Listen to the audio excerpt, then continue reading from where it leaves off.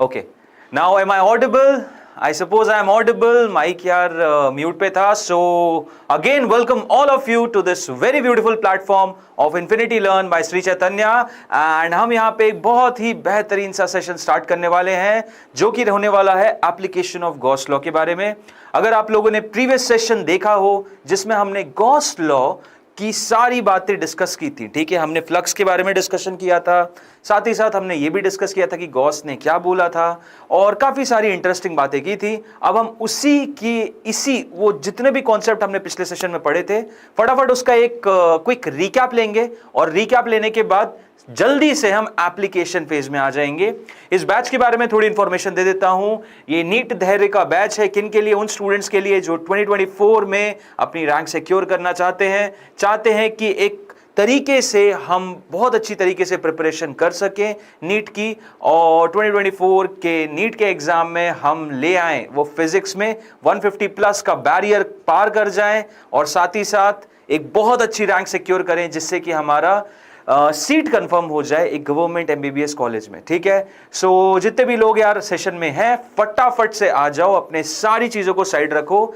छोटा सेशन होगा, ज्यादा लंबा नहीं होगा, मैं कंसाइज रखूंगा और जितना हमें रेलेवेंट है, जितना रिक्वायर्ड है, जितना पीवाईक्यूज प्रीवियस ईयर क्वेश्चंस में आता है जो कि हमारे एग्जाम के पॉइंट ऑफ व्यू से इंपॉर्टेंट है, हम उन्हीं सारी चीजों की बातें करेंगे. तो छोटा सेशन रहेगा, बड़ा अमेजिंग सा सेशन रहेगा, आप लोगों को बहुत मजा आएगा. फटाफट जरा आ जाओ और अपना प्रेजेंस बता दो जितने भी लोग हैं. ठीक है. अब उसके बाद तो हमने पिछले सेशन में क्या बातें की थी, जरा सोचो. हमने पिछले सेशन में गॉस लॉ के बारे में क्या बातें की थी. हमने इलेक्ट्रिक फ्लक्स के बारे में डिस्कशन किया था. ठीक है. साथ ही साथ हमने ये क्या इशू है,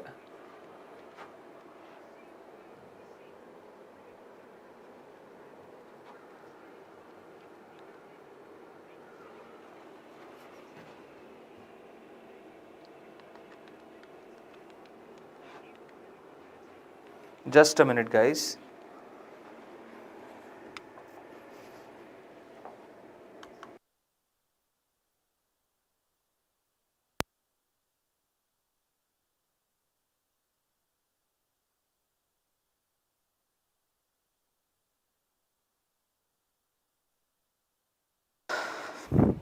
ठीक है, थोड़ा सा इशू था. चलो फटाफट देखते हैं. सो हम स्टार्ट करते हैं एप्लीकेशन ऑफ गॉस लॉ के बारे में. हमने गॉस लॉ में क्या डिस्कशन किया था, आओ देखते हैं. सो गॉस लॉ में हमने कुछ प्रीवियस एनालिसिस देख लेते हैं. हमने फ्लक्स से रिलेटेड बातें की थी कि रियलिटी में फ्लक्स क्या होता है. रियलिटी में अगर मैं इलेक्ट्रिक फ्लक्स की बात करूं, सो इलेक्ट्रिक फ्लक्स का रियल डेफिनेशन जो होता है वो होता है under root integration of E dot D A vector. ठीक है. E dot D A vector basically मेरा क्या बताता है, इलेक्ट्रिक फ्लक्स बताता है. ओके. अब इलेक्ट्रिक फ्लक्स अगर ये है तो यहां पे गॉस लॉ ने हमारी मदद ऐसे कर दी कि गॉस लॉ ने बेसिकली चार्ज के डिस्ट्रीब्यूशन से, स्पेस में अगर चार्ज डिस्ट्रीब्यूटेड है तो उसने हमें एक चीज बताई कि आप एक गॉसियन सरफेस कंस्ट्रक्ट करो. मतलब आपके पास बहुत सारे चार्जेस डिस्ट्रीब्यूटेड हैं, ऐसे Q1 है, Q2 है, Q3 है, Q4 है. अब पूरे रीजन में इन सारे चार्जेस की वजह से इलेक्ट्रिक फील्ड्स होंगी, राइट. अब यहां पे आपको मान लो इस पर्टिकुलर गॉसियन सरफेस को आप क्रिएट कर दो. ठीक है. आपने एक गॉसियन सरफेस क्रिएट कर दिया और गॉसियन सरफेस एक इमेजिनरी सरफेस होता है. ओके. अब इस गॉसियन सरफेस से रिलेटेड जितना भी इलेक्ट्रिक फ्लक्स होगा, that is just going to be equivalent to the Q enclosed, जितना भी गॉसियन सरफेस के अंदर चार्ज है डिवाइडेड बाय एप्सिलॉन नॉट. मतलब इस गॉसियन सरफेस से रिलेटेड जितना भी इलेक्ट्रिक फ्लक्स होगा that is just going to be equal to Q enclosed upon epsilon not. ठीक है. अब यहां पे Q enclosed कितना हो जाएगा sir, Q1 plus Q2. Q3 Q4 आएंगे? बिल्कुल भी नहीं, Q3 Q4 नहीं आएंगे. अब यहां से इन दोनों को यूज करके हम बहुत ही ज्यादा अमेजिंग तरीके से, आप देखोगे थ्रू आउट द सेशन, कुछ यूनिफॉर्म बॉडीज के नियर बाय इलेक्ट्रिक फील्ड्स को डिवाइस करेंगे और बहुत इजीली उनके इलेक्ट्रिक फील्ड के एक्सप्रेशन को भी समझेंगे. ठीक है. सो इन दोनों ही एक्सप्रेशन को आपको समझ में आना चाहिए. एक तो ये कि रियलिटी में इलेक्ट्रिक फ्लक्स होता कैसे इंड्यूस, और दूसरा इलेक्ट्रिक फ्लक्स गॉस लॉ के तहत क्या दिया गया है। गॉस लॉ ने ये इलेक्ट्रिक फ्लक्स की डेफिनेशन दी है और ये रियलिटी में इलेक्ट्रिक फ्लक्स होता है। दोनों ही फ्लक्सेस को इक्वेट करेंगे और हम बहुत इजीली आंसर भी निकालेंगे, ठीक है। सो सबसे पहला सिनेरियो, सबसे पहला एप्लीकेशन यहां पे जो मैं देखूंगा वो देखूंगा एक इनफाइनाइट लाइन चार्ज की वजह से। क्या है ये? एक इनफाइनाइट लाइन चार्ज है, तो मैं बोल सकता हूं ये जो लाइन चार्ज है इस पे प्लस चार्ज बना हुआ है। ओके, इस पे प्लस चार्ज इस तरीके से, इस पूरी एक छोटी सी पतली सी रॉड टाइप मान लेना जिसके इंटीरियर में पूरा का पूरा प्लस चार्ज बना है और ये प्लस चार्ज ऊपर भी इंफिनिटी तक जा रहा है, नीचे भी इंफिनिटी तक जा रहा है, ठीक है। अब मुझे ये बताना है कि इस लाइन चार्ज की वजह से, इनफाइनाइटली लॉन्ग लाइन चार्ज की वजह से नियर बाय रीजन में इलेक्ट्रिक फील्ड कितनी होगी, नियर बाय इसके आसपास इलेक्ट्रिक फील्ड कितनी होगी, मुझे ये डिवाइस करना है, मुझे ये पता करना है। तो आओ समझते हैं, इसी चीज को समझने की कोशिश करेंगे। अब देखो, आपको पूरा प्रोसेस समझने की जरूरत है कि हम गॉस लॉ लगाएंगे कैसे, गॉस लॉ का पूरा तरीका कैसे होगा। हमने गॉस लॉ समझ तो लिया कि phi will be equal to Q enclosed upon epsilon naught. Electric flux का रियल डेफिनेशन है that is integration of E dot D, ठीक है। अब उसी चीज को आप अप्लाई कैसे करोगे वो समझना जरूरी है। तो आओ उसके एप्लीकेशन को समझते हैं। अब एप्लीकेशन को समझने के लिए मैं क्या बनाऊंगा, देखो, इस चार्ज लाइन, इस इनफाइनाइटली चार्ज लाइन की वजह से नियर बाय रीजन में इलेक्ट्रिक फील्ड कैसी होगी। सोचो जरा, ये चार्ज्ड वायर है, जैसे मान लो ये आपका वायर है, ये आपकी लाइन चार्ज है जो इस तरीके से बनी हुई है। अब इसकी वजह से नियर बाय रीजन में इलेक्ट्रिक फील्ड कैसे होगी, ऐसे बाहर की तरफ निकलती हुई होगी, इस तरीके से बाहर की तरफ निकलती हुई होगी। तो उसको मैं कुछ इस हिसाब से एक्सप्रेस कर सकता हूं कि जो इलेक्ट्रिक फील्ड लाइन होगी, मैं एक इमेजिनरी ऐसे एक सरफेस बनाऊं, तो जो इलेक्ट्रिक फील्ड लाइंस होंगी वो ऐसे बाहर की तरफ निकलती हुई होंगी, क्लियर, ऐसे बाहर की तरफ, in the outward direction electric field line सारी की सारी बाहर की तरफ खींची चली आएंगी। गुड आफ्टरनून अपूर्व, कैसे है और क्या हाल है तुम्हारे। तो जहां पे इलेक्ट्रिक फील्ड लाइन ऐसे बाहर होंगी, यहां पे भी बात करूंगा तो यहां पे भी वही उसी तरीके से इलेक्ट्रिक फील्ड लाइन ऐसे बाहर की तरफ होती होंगी, क्लियर है। तो ऐसे पूरी की पूरी इलेक्ट्रिक फील्ड लाइंस बाहर की तरफ होंगी। अब देखो, इलेक्ट्रिक फील्ड लाइंस अगर बाहर की तरफ होती हैं, इलेक्ट्रिक फील्ड लाइंस ऐसे बाहर की तरफ खींच रही होंगी, तो यहां पे एक यूनिफॉर्मिटी है, यहां पे एक यूनिफॉर्मिटी है। यूनिफॉर्मिटी कैसी है, यहां पे देखो, मैं एक गॉसियन सरफेस कंस्ट्रक्ट करने जा रहा हूं। क्या, ये एक सिलेंडर लूंगा मैं, एक सिलेंडर लूंगा मैं कुछ इस तरीके का, और ये जो सिलेंडर है, ये जो सिलेंडर है, इसके सरफेस पे, इसके कर्व्ड सरफेस पे आप देख सकते हो electric field line, electric field line जितनी भी होंगी वो बाहर की तरफ जाती हुई होंगी। मतलब यहां पे आप देखोगे इलेक्ट्रिक फील्ड लाइन जो होंगी वो इस तरीके से बाहर की तरफ, किसी भी कर्व्ड सरफेस पे देख लो, पूरा का पूरा सिलेंडर है चारों तरफ से घिरा हुआ और इलेक्ट्रिक फील्ड लाइन ऐसे बाहर की तरफ आ रही है। अब क्या करना है, ये जो सिलेंड्रिकल गॉसियन सरफेस बनाया मैंने, ये क्या बनाया मैंने, ये बना दिया मैंने cylindrical Gaussian surface. Cylindrical Gaussian surface, अब इस सिलेंड्रिकल गॉसियन सरफेस पे इलेक्ट्रिक फील्ड लाइंस बाहर की तरफ निकलेंगी। ओके, बाहर की तरफ इलेक्ट्रिक फील्ड लाइंस निकलेंगी, तो इस सिलेंड्रिकल कर्व सरफेस पे मैं E डॉट ds से अपना फ्लक्स निकालूंगा, ठीक है। इस पूरे सिलेंड्रिकल सरफेस पे, मतलब ये वायर है आपका, इसको चारों तरफ मैंने एक सिलेंड्रिकल वायर गॉसियन सरफेस से घेर दिया है और कर्व्ड सरफेस से पूरे चारों तरफ के रीजन पे मैं E डॉट ds से फ्लक्स निकालूंगा और उस फ्लक्स को निकाल के मैं इक्वेट किससे कर दूंगा, जो गॉस लॉ ने मुझे बोला था, that is Q enclosed upon epsilon naught. तो वहां से मेरी इलेक्ट्रिक फील्ड की रिलेशन आ जाएगी। Devraj Pal, thank you sir, किस लिए बोल रहे हो, thank you sir, heads off to you sir, thank you भाई, काहे के लिए बोल रहे हो लेकिन ये तो बताओ, ठीक है। तो देखो, कर्व्ड सरफेस एरिया समझ रहे हो आप, ये पूरा जो कर्व्ड सरफेस एरिया उस पर बताता हूं। अब देखो, इस पूरे कर्व्ड सरफेस एरिया को जरा यहां बना के देखते हैं। ये रहा मेरा कर्व्ड सरफेस एरिया। इस पूरे कर्व्ड सरफेस एरिया पे इलेक्ट्रिक फील्ड लाइन कैसे होगी, पूरे चारों तरफ इलेक्ट्रिक फील्ड लाइन ऐसे बाहर की तरफ होगी, क्लियर है। और डीए वेक्टर किधर होगा भाई, डीए वेक्टर सर तो बाहर होता है। जितनी भी 3 डायमेंशनल बॉडीज है, याद करो पिछले सेशन में बताया था मैंने, पुराने सेशन में, कि एरिया वेक्टर निकालना है 2D बॉडीज का। 2D बॉडीज का एरिया वेक्टर आप कहीं भी ले सकते हो, मतलब ये है तो आप ऊपर भी ले सकते हो, नीचे भी ले सकते हो, लेकिन परपेंडिकुलर टू द सरफेस लेना है। और कर्व्ड बॉडीज का बोलूंगा तो उनका छोटा छोटा डीए वेक्टर होता है, छोटा छोटा डीए वेक्टर होगा ऐसे आउटवर्ड रीजन में, इसमें मात्र आउटवर्ड रीजन होता है। 3D बॉडीज में एरिया वेक्टर हमेशा आउटवर्ड डायरेक्शन में होता है,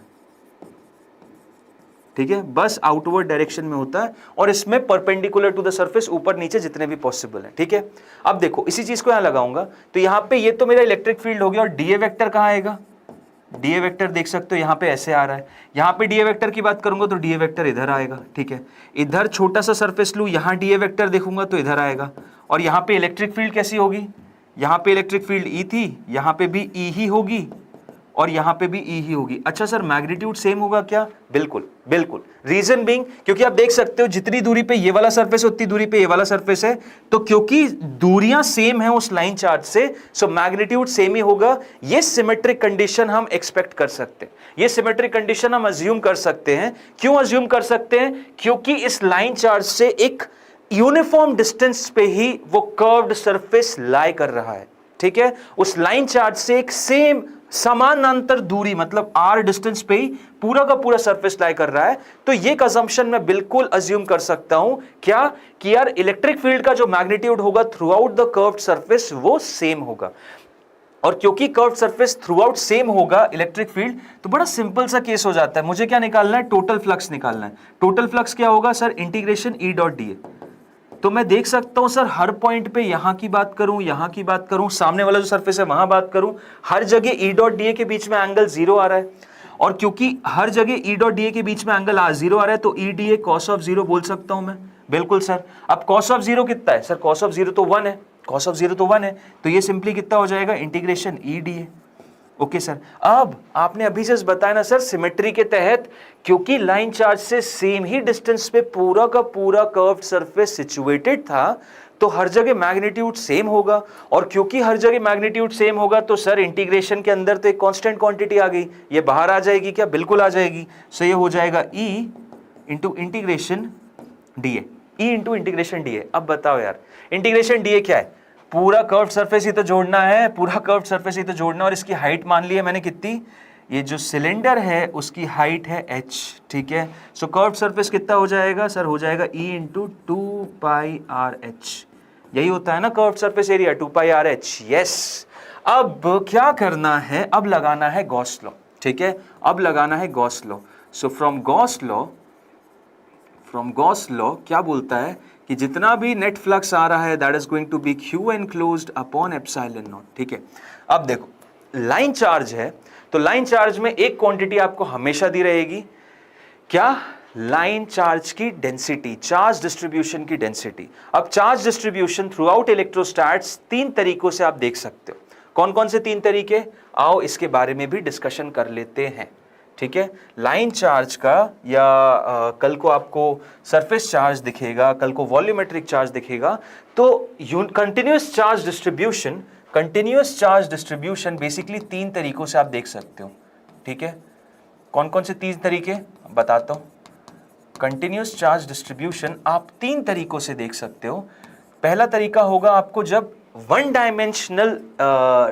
एक ही डायमेंशन के अलॉन्ग पूरा का पूरा चार्ज दबा होगा, तो इस चीज को मैं बोलूंगा linear charge density, linear charge distribution basically है। और इसमें हम क्या डिफाइन करेंगे, लीनियर चार्ज डेंसिटी डिफाइन करेंगे, जिसे हम लैम्डा से डिनोट करेंगे। ठीक है, सो लीनियर चार्ज डेंसिटी हम इस सिनेरियो में डिफाइन करेंगे जो कि लैम्डा से बताई जाएगी। क्लियर। सेकेंड जो वेरिएंट मेरे को दिखेगा, सेकेंड वेरिएंट जो मेरे को दिखेगा वो दिखेगा मेरा surface charge density, surface charge density जो कि सरफेस चार्ज डिस्ट्रीब्यूशन में दिखेगा। क्लियर है, यहां पे क्या डिफाइन करूंगा मैं, सरफेस चार्ज डेंसिटी जैसे सिग्मा से दिखाऊंगा। और थर्ड जो दिखेगा मुझे that is going to be volumetric charge distribution. Clear. और इस सिनेरियो में बच्चा जानता है rho is the parameter used to denote volumetric charge distribution. ठीक है, सो ये 3 हमें पता होने चाहिए। तो एक वायर की बात करूंगा तो वायर पे क्या आएगा, लीनियर चार्ज डिस्ट्रीब्यूशन का केस आएगा। यस सर, सिंपल सा एनालिसिस है। अब लीनियर चार्ज डिस्ट्रीब्यूशन यहां पे गिवन होगा। लीनियर चार्ज डिस्ट्रीब्यूशन मतलब इस पे प्लस चार्ज किस हिसाब से बटा हुआ है, छोटी छोटी लेंथ में कितना प्लस चार्ज बटा हुआ है वो बताता है लीनियर चार्ज डिस्ट्रीब्यूशन। तो मान लेते हैं इसका जो लीनियर चार्ज डिस्ट्रीब्यूशन है वो कितना है, lambda, lambda charge per unit length. Okay, lambda charge per unit length basically क्या है मेरा, लीनियर चार्ज डिस्ट्रीब्यूशन। अब मैंने क्यों डिफाइन किया, मैंने इसलिए डिफाइन किया क्योंकि यहां से मैं क्यू एनक्लोज बताऊंगा। अब बताओ इस सिलेंड्रिकल गॉसियन सरफेस में, ये जो सिलेंड्रिकल गॉसियन सरफेस था उसके अंदर कितना चार्ज होगा, जितना भी लैम्डा है टाइम्स ये हाइट h, मतलब जितनी भी हाइट है यहां से यहां तक, टाइम इंटू लैम्डा कर दोगे तो टोटल एनक्लोज चार्ज मिल जाएगा। So that is going to be lambda into h divided by epsilon not. Simple सी चीज। अब यहाँ का फाई इस फाई से इक्वेट करो, इलेक्ट्रिक फील्ड पता चल जानी है। सो फाई यानी lambda h upon epsilon naught is equal to phi, और ये किसके बराबर हो गया, ये हो गया E इंटू 2 पाई RH। क्लियर है? यहां से देखो E का रिलेशन आ गया, E का रिलेशन कितना आ रहा है, अच्छा H से H कैंसिल हो जाएगा, सो E की वैल्यू आ जाएगी lambda upon 2 pi R epsilon naught, lambda upon 2 pi R epsilon naught. Clear है? एक तो एक्सप्रेशन ये हो गया, दूसरा एक्सप्रेशन क्या कर सकते हो, ऊपर नीचे दो मल्टीप्लाई करोगे तो 1/4 पाई एप्सिलॉन नॉट आ जाएगा। तो उस चीज को E is equal to 1/4 pi epsilon naught 2 times lambda by R, 2 times lambda by R। इस तरीके से भी आप याद रख सकते हो कि कुछ लोगों को क्योंकि 1/4 पाई एप्सिलॉन नॉट चाहिए, उनको चाहिए, उसके बिना खाना पचेगा नहीं, तो आप ये एक्सप्रेशन याद रख लो या फिर याद रख लो। क्लियर है? ठीक है, समझ में आया ना, समझ में आना चाहिए। तो यहां से इन दोनों एक्सप्रेशन से देखो एक बहुत मजेदार सी चीज नोटवर्दी है। क्या? इन दोनों एक्सप्रेशन से एक बहुत अच्छी चीज निकल के आती है कि इलेक्ट्रिक फील्ड जो है that is inversely proportional to R, electric field जो है that is inversely proportional to R। तो ग्राफ कैसा होगा भाई, ग्राफ कैसा होगा, अगर मैं ग्राफ की बात करूंगा सो ग्राफ कुछ इस तरीके से बनेगा, like this, rectangular hyperbola. E और R के बीच का जो ग्राफ होगा वो एक रेक्टेंगुलर हाइपरबोला होगा। E और R के बीच का जो ग्राफ होगा वो क्या होगा, एक रेक्टेंगुलर हाइपरबोला होगा, एक रेक्टेंगुलर हाइपरबोला होगा। समझ में आ रहा है? ये है एनालिसिस, ये रहा पूरा का पूरा एनालिसिस। आई थिंक आप सभी को एक क्लैरिटी मिल रही होगी। सो ये है पूरा इलेक्ट्रिक फील्ड का analysis with the help of Gauss law in the nearby region, and I expect सबको क्रिस्टल क्लियर तरीके से समझ में आया। ओके, अब आगे बढ़ते हैं और इससे रिलेटेड एक सवाल देख लेते हैं। ठीक है, आ जाओ सर। बिल्कुल, सवाल क्या है कि an infinite line charge with density lambda, density इसकी कितनी है, लैम्डा,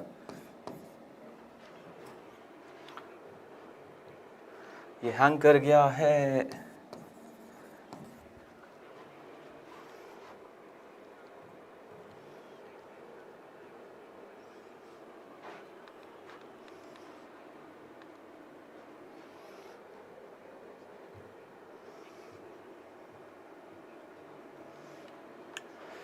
जस्ट अ मिनट। देखो इसकी वजह से मुझे यहां पे पता करनी है यार क्या हुआ है।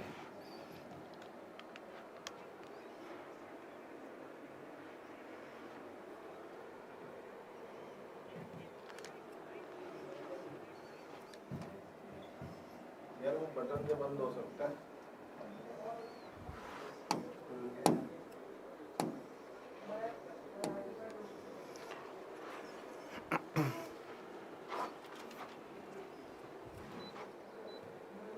हाँ जी, देखो यहाँ पे सिंपल सा सीन क्या हो रहा है कि यहाँ पे एक लैम्डा चार्ज डेंसिटी दी हुई है एंड यहाँ पे एक दूसरा नेगेटिव चार्ज दिया हुआ है। ठीक है, अब मुझे क्या पता करना है, इनफाइनाइट लाइन चार्ज दिया हुआ है with density lambda, okay sir, is separated from another infinite line charge of density -2 lambda. अच्छा, ये लैम्डा नहीं है, -2 लैम्डा है। ठीक है सर, ओके, ये -2 लैम्डा है, राइट।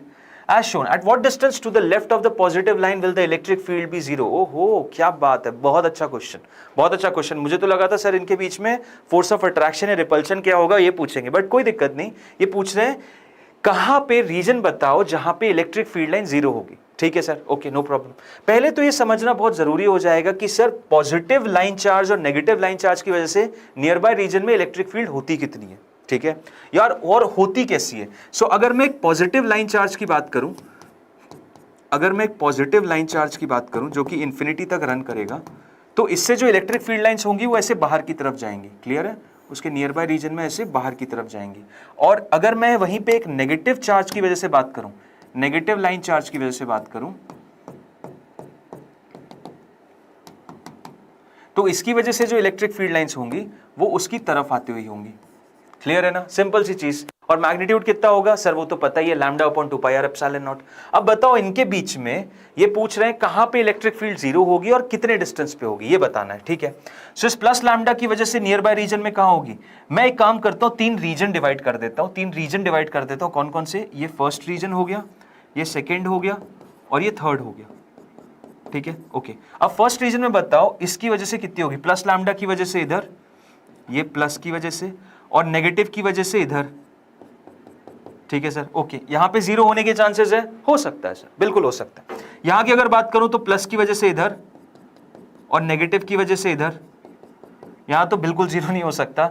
यहां की बात करूं तो प्लस की वजह से इधर और नेगेटिव की वजह से इधर, यहां पे जीरो हो सकता है क्या, यहां पे नहीं हो सकता। क्यों नहीं हो सकता सर, सेम सिचुएशन यहां पे जैसी यहां है। देखो पॉइंट, प्रॉब्लम क्या है, प्रॉब्लम ये है सिंपल सी कि जो इसका मैग्नीट्यूड है वो इससे ज्यादा है, जो इसका मैग्नीट्यूड है उससे ज्यादा, तो इनके करीब रहोगे। Lambda is inversely proportional, E is inversely proportional to R, मतलब आर जितना ज्यादा छोटा रहेगा, तुम लाइन चार्ज के जितना ज्यादा करीब रहोगे, इलेक्ट्रिक फील्ड का मैग्नीट्यूड उतना ज्यादा स्ट्रांग रहेगा। जितना ज्यादा इलेक्ट्रिक फील्ड लाइन, ये लाइन चार्ज के पास रहोगे, इलेक्ट्रिक फील्ड का मैग्नीट्यूड उतना ही ज्यादा स्ट्रांग, स्ट्रेंथ में बहुत ज्यादा रहेगा। तो इसके नियर बाय रीजन में इसकी इलेक्ट्रिक फील्ड डोमिनेट करेगी एज कंपेयर टू दिस। तो ये दूर है और कायदे में इसका मैग्नीट्यूड इससे कम भी है। सो भाई इसकी वजह से यहां मैग्नेटिक फील्ड, इसकी वजह से यहां इसकी वजह से यहां इलेक्ट्रिक फील्ड तो किसी हालत में भी इसकी बराबरी नहीं कर सकती, किसी हालत में इसकी बराबरी नहीं कर सकती। ऑन द कॉन्ट्रेरी अगर इस रीजन में आऊंगा तो ऑल्दो ये पॉजिटिव की वजह से यहां पे ज्यादा होगी क्योंकि इसके करीब है, बट इसका क्योंकि मैग्नीट्यूड ज्यादा है तो एक रीजन जरूर आ सकता है जहां पे ये ई नेगेटिव ई प्लस के बराबर हो। तो सबसे पहले तो ये समझना बहुत जरूरी है कि zero electric field E is equal to 0 is possible only in region 1। Reason 1 में ही पॉसिबल है, रीजन 1 में ही पॉसिबल है, उसके अलावा कहीं पॉसिबल नहीं है, बस रीजन 1 में ही पॉसिबल है, ना रीजन 2 में ना रीजन 3 में, ठीक है सर। तो और रीजन 1 में निकालते हैं, रीजन 1 में निकालते हैं। इस प्लस की वजह से इलेक्ट्रिक फील्ड इधर होगी, इस नेगेटिव की वजह से इलेक्ट्रिक फील्ड इधर होगी, दोनों का मैग्नीट्यूड सेम होना चाहिए, तो यानी कि lambda upon 2 pi R epsilon naught, ये डिस्टेंस मैंने आर मान लिया, ठीक है, प्लस की वजह से, प्लस लैम्डा की वजह से, और इसकी वजह से कितना हो जाएगा, ये -2 लैम्डा है, ये -2 लैम्डा, तो यहाँ पे कितना हो जाएगा r plus D, so that is going to be 2 lambda upon 2 pi r plus D times epsilon not. Simple simple, मतलब जितना इस पॉजिटिव लाइन चार्ज की वजह से उतना ही नेगेटिव लाइन चार्ज की वजह से बराबर होगा, ठीक है sir, okay. 2 pi epsilon naught cancel, lambda से कैंसिल, r प्लस डी उधर जाएगा और ये r उधर चला जाएगा, so r plus D is equal to 2r, यानी कि समझ में क्या आ रहा है, r will be equal to how much, r will be equal to d, मतलब कि ये d डिस्टेंस दूर होना चाहिए, जितनी दूरी इनके बीच में उतनी दूरी पे ही आप बोल सकते हो इलेक्ट्रिक फील्ड जीरो के बराबर है। समझ रहे हो बात को, मतलब ये जो दूरी होनी चाहिए d के बराबर होनी चाहिए, तब जाके आप वो पॉइंट पता कर पाओगे जहां पे नेट इलेक्ट्रिक फील्ड जीरो होगी।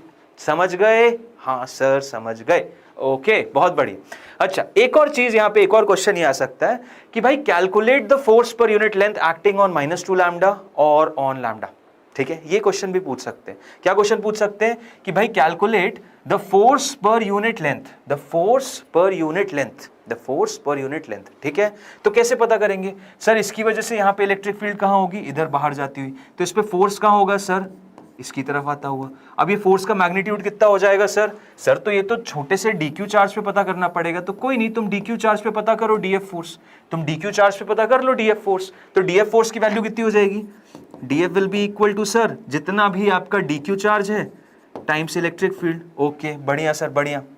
अब ये इलेक्ट्रिक फील्ड कितनी आ रही है और डीक्यू कितना हो जाएगा, उसकी लीनियर चार्ज डेंसिटी दी हुई है 2 टाइम्स लैम्डा, सो 2 टाइम्स लैम्डा इंटू डीएक्स, है कि नहीं, छोटा सा लेंथ यहां ले लिया dx, छोटा सा लेंथ यहां ले लिया dx, सो 2 lambda into dx into lambda upon 2 pi r epsilon naught, clear. ये dx को इधर ले जाओ df के नीचे, सो df अपॉन dx क्या आ जाएगा, df अपॉन dx कितना आ गया, ये आ जाएगा 2 times lambda square upon 2 pi r epsilon naught, clear है। ये है आपका फोर्स पर यूनिट लेंथ, ये क्या है आपका force per unit length, clear है। ये कितना किस पे लग रहा है फोर्स, ये लग रहा है सर 2 लैम्डा पे। तो इतना ही फोर्स क्या लैम्डा पे भी लग रहा होगा? हाँ जी, जितना 2 लैम्डा पे लग रहा होगा उतना ही लैम्डा पे भी लग रहा होगा। ठीक है, सो ये चीज तुमसे पूछी जा सकती है कि भाई force per unit lambda length कितना है, पहला क्वेश्चन तो ये। दूसरा, किस पे डिपेंड कर रहा है, लैम्डा की क्या पावर पे डिपेंड कर रहा है। तीसरा, मैग्नीट्यूड कैसा है। चौथा कि भाई आर से कैसे वेरी कर रहा है। तो तुम्हें ये एनालिसिस समझ में आना चाहिए, ये एनालिसिस समझ में आना चाहिए, और ये तभी आ पाएगा जब आप लोगों को ये पता है कि एक इनफाइनाइट लाइन चार्ज की वजह से इलेक्ट्रिक फील्ड कितनी होती है नियर बाय रीजन में, कितनी होती है, lambda upon 2 pi R epsilon naught. 5 बार बोलो मन में, lambda upon 2 pi R epsilon naught, lambda upon 2 pi R epsilon naught, ऐसे 3 बार और बोल दो, lambda upon 2 pi R epsilon naught, lambda by 2 pi R epsilon not. ठीक है, बोल दिया तो चीजें याद हो जाएंगी। और हर जगह गॉस लॉ तो नहीं लगाओगे, गॉस लॉ बस आपके हेल्प के लिए है कि आपने गॉस लॉ के तहत कितनी आसानी से पूरा आंसर निकाल लिया। ठीक है, यही नहीं भाई, और आगे है, और आगे है, और चलो आगे बढ़ते हैं। अब बात करते हैं इनफाइनाइट सिलिंड्रिकल शेल के बारे में, इनफाइनाइट सिलिंड्रिकल शेल के बारे में। अच्छा, अभी हमारा जो पूरा डिस्कशन है वो किस पे बेस्ड है, वो पूरा का पूरा डिस्कशन बेस्ड है नॉन कंडक्टिंग बॉडीज पे। किस पे? नॉन कंडक्टिंग बॉडीज पे, यानी कि इन बॉडीज के अंदर चार्ज जाएगा। नॉन कंडक्टिंग बॉडीज इसलिए क्योंकि इनके अंदर चार्ज जाएगा। समझ रहे हो बात को? क्योंकि इसके जस्ट बाद क्या आने वाला है, एक नॉन कंडक्टिंग सिलेंडर, ना चार्ज नॉन कंडक्टिंग सिलेंडर। और नॉन कंडक्टिंग है इसलिए चार्ज अंदर आ जाता है, अगर कंडक्टिंग होता तो चार्ज कहां चला जाता, सरफेस पे चला जाता। समझ रहे हो? तो अभी हमारा पूरा का पूरा डिस्कशन जो होगा जिन बॉडीज के लिए होगा थ्रू आउट द सेशन, अभी throughout the session, even आप electric charges and fields chapter NCERT में कहीं से भी पढ़ो, जितनी भी बॉडीज पे डिस्कशन होगा वो कौन सी बॉडीज होंगी sir, non conducting. Conducting bodies कब आएंगी? कंडक्टिंग बॉडीज आएंगी दूसरे चैप्टर में, जब आप कंडक्टर्स के बारे में पढ़ लोगे और ये जान लोगे कि जी सर चार्जेस कंडक्टर्स में अनसाइड नहीं रहेंगे कभी भी, जहां भी रहेंगे बाहर रहेंगे। ठीक है, आओ। तो इनफाइनाइट सिलिंड्रिकल शेल में भी वही चीज लगाते हैं अपन, गॉस लॉ लगाएंगे, लेकिन यहां पे 2 रीजन में लगाएंगे। सबसे पहला केस इसमें जो हो जाएगा, केस ए जो इसमें हो जाएगा वो हो जाएगा inside the cylinder, inside the cylinder, और दूसरा केस इसमें आएगा आउटसाइड द सिलेंडर। ठीक है, पहला केस आएगा इनसाइड द सिलेंडर, दूसरा केस आएगा आउटसाइड द सिलेंडर। आओ दोनों के बारे में जानकारी लेते हैं। सो पहला जो आएगा इनसाइड द सिलेंडर, उसके लिए मैं क्या करूंगा, अब देखो यहां पे सिलेंडर, अच्छा इसमें चार्जेस कहां है सर, चार्जेस तो सरफेस पे ही होंगे, शेल है क्योंकि, हाँ यार बिल्कुल सही बोला आपने, चार्जेस पूरे के पूरे बस शेल पे रहेंगे, बस शेल पे रहेंगे। ठीक है, ऐसे यहां पे भी,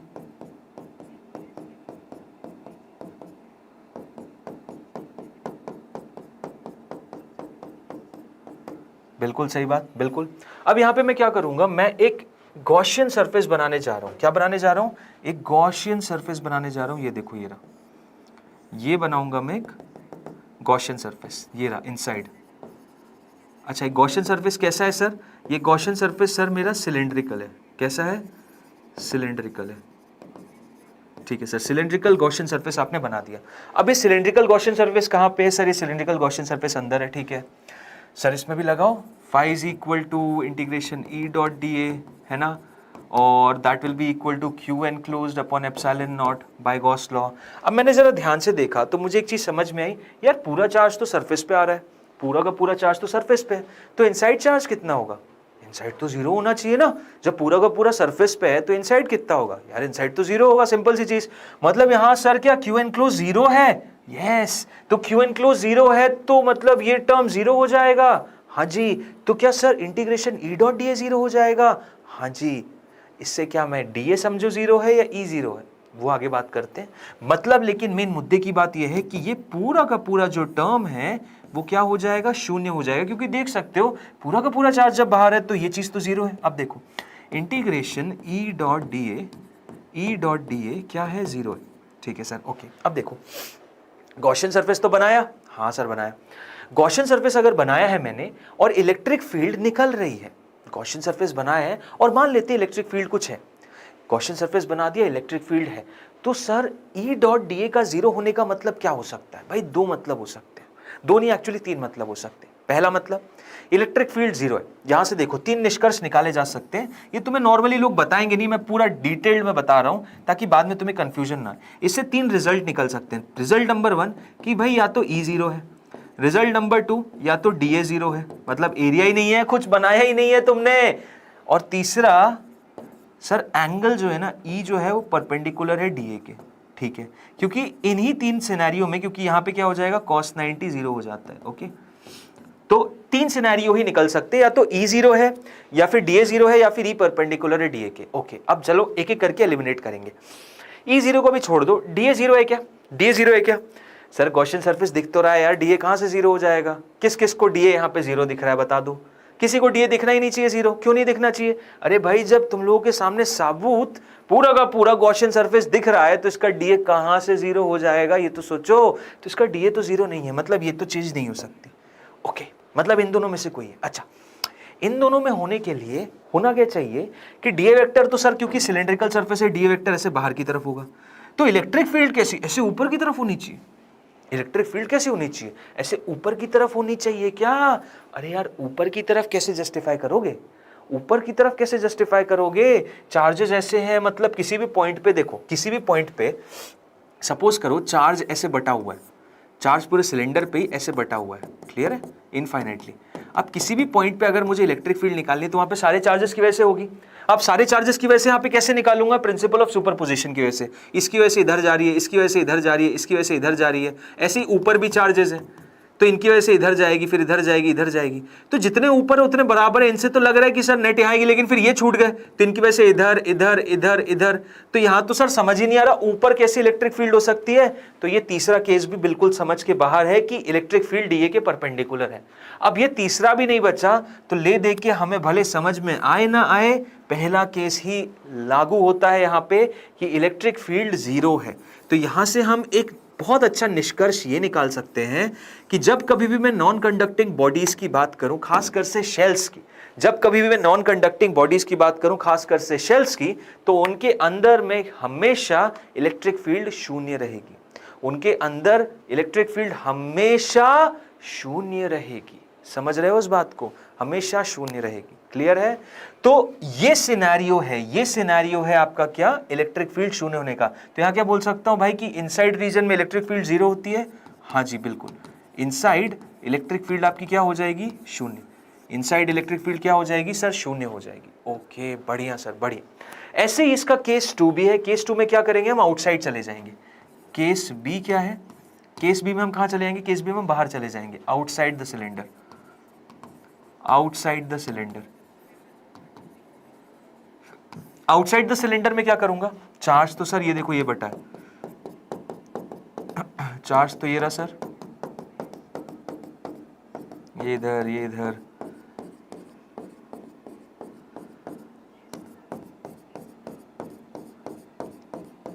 चार्ज ये पूरा बटा हुआ है, ठीक है। अब मैं जा रहा हूं बाहर, यहां पे मैंने एक बनाया गॉसियन सरफेस, यहां पे बनाया मैंने गॉसियन सरफेस, ठीक है। अब यहां पे जब मैं गॉसियन सरफेस बना रहा हूं, ये भी क्या है मेरा? ये भी मेरा सिलेंड्रिकल गॉसियन सरफेस है, ये भी मेरा सिलेंड्रिकल गॉसियन सरफेस है। ओके सर, ठीक है। अभी सिलेंड्रिकल गॉसियन सरफेस है तो यहां पे भी सेम वही एनालिसिस लगेगा जो कि एक वायर में लगा था, जो कि एक लाइन चार्ज में लगा था, जहां पे मैं बोल दूंगा कि सर इस पे जो चार्ज बटा है कितना है? इस पे जो चार्ज बटा है सिंपली लैम्डा के बराबर हो जाएगा। लेकिन फिर क्वेश्चन आएगा, सर लैम्डा कैसे आएगा? सर ये तो पूरा का पूरा आपका बेसिकली यहाँ पे सरफेस चार्ज डेंसिटी का रोल प्ले होना चाहिए। तो कोई दिक्कत नहीं, तुम सरफेस चार्ज डेंसिटी ले लेना, तुम सरफेस चार्ज डेंसिटी ले लेना और 2πr(h) कर देना, उससे भी आंसर आ जाएगा, उससे भी आंसर आ जाएगा। वैसे करके दिखा देता हूँ, कोई समस्या नहीं है। सपोज करते हैं इस पे जो चार्ज डेंसिटी दी है वो सिग्मा दी हुई है, ठीक है। अब बताओ E डॉट डी ए क्या होगा? इलेक्ट्रिक फील्ड ऐसे बाहर की तरफ आएगी और डीए वेक्टर भी यहाँ पे ऐसे बाहर की तरफ होगा, ये डीए वेक्टर और ये इलेक्ट्रिक फील्ड। तो E डॉट डी ए तो किसी को डाउट नहीं होना चाहिए कि सर कैसा कैसा होगा। और यहाँ से डिस्टेंस कितना ले रहे हो? ये जो एक्सिस है, ये जो एक्सिस है, यहाँ से मैं r डिस्टेंस दूर ले रहा हूँ। तो यहाँ पे सिंपल सी चीज़ E D A cos of 0 आएगा सबसे पहले तो, ठीक है। उसके बाद that is going to be equal to Q enclosed upon epsilon not, ठीक है सर। Q एनक्लोज्ड कितना हो जाएगा sir? Sigma into total curved surface area कितना है? 2πr(h), okay. So sigma into 2πr(h) upon epsilon naught, okay sir, बढ़िया। और यहाँ पे क्या आ जाएगा सर? यहाँ पे आ जाएगा आपका simply E into D A. अब डी ए कितना हो? अच्छा 2 पाई आर, स्मॉल आर थोड़ी आएगा, कैपिटल आर आएगा, स्मॉल आर थोड़ी आएगा, कैपिटल आएगा, क्योंकि इसका रेडियस तो दे रखा है ना, इसका रेडियस कैपिटल आर है।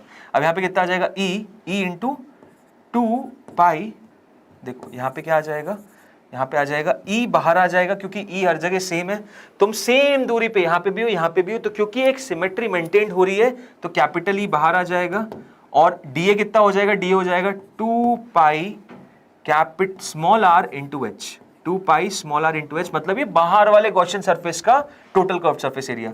2 पाई एच कैंसिल, तो ई की वैल्यू कितनी आ गई, ई की वैल्यू आ जाएगी sigma capital R upon small are into epsilon naught. देखो ये रहा, क्लियर है, ये हो जाएगा आपका केस, ये हो जाएगा आपका case, sigma capital R upon small are into epsilon naught. यहां से क्या समझ में आता है, वापस से वही चीज कि सर इलेक्ट्रिक फील्ड जो है वो इन्वर्सली रिलेटेड टू आर है, इलेक्ट्रिक फील्ड जो है वो क्या है, इन्वर्सली रिलेटेड टू आर है। मतलब यहाँ पे अगर मैं ग्राफ बनाऊं इनसाइड और आउटसाइड का, ये इलेक्ट्रिक फील्ड है और ये आर है, तो यहां से लेके जहां तक small R equal to capital R हो रहा है, इलेक्ट्रिक फील्ड क्या है, इलेक्ट्रिक फील्ड तो सर जीरो है, इलेक्ट्रिक फील्ड कितनी है सर, जीरो। और उसके बाद क्या हुआ, उसके बाद एक मैक्सिमम वैल्यू पे जाएगी, डिसकंटिन्यूअस ग्राफ है, और वहां से ऐसे नीचे की तरफ एक रेक्टेंगुलर हाइपरबोला के अकॉर्डिंग मूव करती जाएगी। ये ई वर्सेस आर का ग्राफ है, ये ई वर्सेस आर का ग्राफ है। ललिता नमस्कार, कैसे हो यार, आप बड़े दिनों बाद आ रहे हो, और ललिता कहाँ थे? तो देखो इस तरीके से आप आंसर निकाल सकते हो, ठीक है। यहाँ पे ई इक्वल्स टू 0 हो जाएगा, और यहाँ पे ई जो है वो इन्वर्सली रिलेटेड टू आर हो जाएगा। क्लियर है? चलो सर, बढ़िया बढ़िया, समझ आ गया, मजा आ गया, ओके बढ़िया।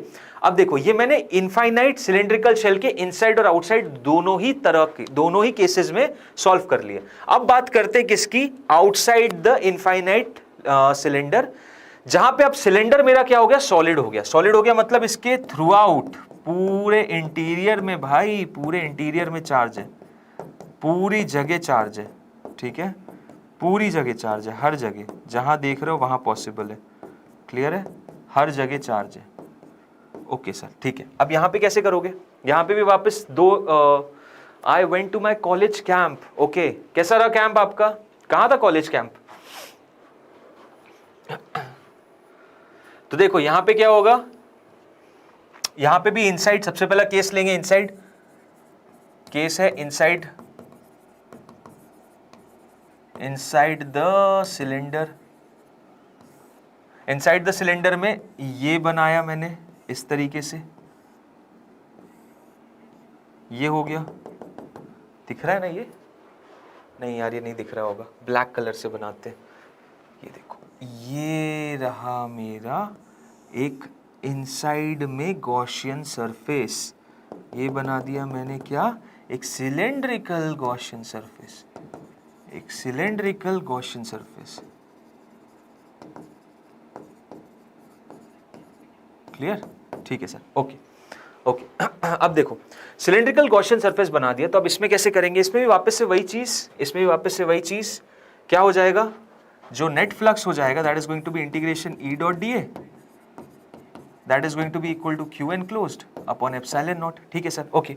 अब ई डॉट डी ए करोगे तो वापस यहाँ पे इलेक्ट्रिक फील्ड कैसे आएंगी, यहाँ पे सर इलेक्ट्रिक फील्ड ऐसे बाहर की तरफ आती हुई आएंगी, ठीक है, यहाँ पे ऐसे बाहर की तरफ ही होंगी इलेक्ट्रिक फील्ड लाइन, यहाँ पे बाहर, यहाँ पे बाहर, okay. Through out the curved surface area बाहर की तरफ होंगी, और ये जो आप रेडियस देख रहे हो, तो देखो बड़े वाले का रेडियस जो हो जाएगा वो तो होगा कैपिटल आर, और जो छोटा वाला रेडियस है वो कितना हो जाएगा, छोटा वाला radius will be equal to small R. छोटे वाले इनसाइड का जो ये जो गॉसियन सरफेस बना है, इसके इनसाइड में जो गॉसियन सरफेस है उसका रेडियस स्मॉल आर होगा, क्योंकि मैं इनसाइड जानना चाह रहा हूं, अभी मैं इनसाइड में हूं, ओके। अच्छा, अब इनसाइड में यहां पे और एक और मजेदार चीज ये होगी कि यहां पे क्या डिफाइन होगा, अब यहां पे डिफाइन होगा सर अब रो यानी volumetric charge density, volumetric charge density, यहां पे रो डिफाइन होगा, वॉल्यूमेट्रिक चार्ज डेंसिटी डिफाइन होने लगेगी। ठीक है, तो आ जाओ भाई लोग, अब वही वापस integration E dot D A लगाएंगे और आंसर निकालेंगे। ठीक है, ललिता कितनी क्लासेस मिस हो गई यार, you missed a lot of classes in these days, right. Integration E dot D A करेंगे, देखो ई डॉट डी ए कितना आ जाएगा, ई वापस से वही सेम चीज, यार देखो डीए जो है, डीए से बाहर की तरफ आएगा, डीए जो है वो परपेंडिकुलर है, सॉरी पैरेलल है ई के, सो ये वापस cos 0, ई यूनिफॉर्मली आप देख सकते हो एक्सिस से सेम दूरी पे बटा हुआ है, तो सेम डिस्टेंस है, तो ई का मैग्नीट्यूड सेम, तो फाइनली ई बाहर आ जाएगा, डीए हो जाएगा इसका total curved surface area, that is going to be 2 pi are into H, जहां पे मैं ये हाइट कंसिडर कर रहा हूं, कौन सी हाइट, ये वाली हाइट, ये वाली हाइट को मैं h कंसीडर कर रहा हूं, इस वाली हाइट को मैं h कंसीडर कर रहा हूं, ठीक है, क्या कंसीडर कर रहा हूं मैं इसको मैं h कंसीडर कर रहा हूं, इस वाली हाइट को मैं h कंसीडर कर रहा हूं, ठीक है, ओके, h कंसीडर कर ली तो 2 पाई RH हो जाएगा, साथ ही साथ एनक्लोज चार्ज कितना हो जाएगा, तो rho into total volume of this cylinder, so rho into 2 pi थोड़ी, pi are square h, pi are square h, rho into pi are square h divided by epsilon not, ठीक है। अब देखो यहां से आंसर क्या आ रहा है, तो यहां पे आप देख सकते हो पाई एच कैंसिल, और एक आर से ये एक आर कैंसिल, सो ई की वैल्यू कितनी आ जाएगी, E value finally will be equal to rho R upon 2 times epsilon naught, rho R upon 2 times epsilon naught, ये आ गई मेरी electric field. This is now the answer of electric field. ये electric field कहां है, ये electric field inside है, अंदर inside the solid cylinder having a charge distribution in it. ये सिलेंडर जो है ये इनफाइनाइटली बड़ा है, ये भी याद रखना, ये सिलेंडर क्या है, ये इनफाइनाइटली बड़ा है, तो इसके इनसाइड में इलेक्ट्रिक फील्ड कितनी होती है, rho R upon 2 epsilon naught, यानी यहां पे इलेक्ट्रिक फील्ड कैसी हो जाएगी, that is going to be directly proportional to R, directly proportional to R. ऐसे आउटसाइड चले जाएंगे तो क्या आएगा, यार आउटसाइड चले गए ना तो केस वापस रिपीट हो जाएगा, पता है कैसे, जैसे तुम बाहर चले गए, केस बी पे चले गए बाहर, यानी कि आउटसाइड द सिलेंडर चले गए,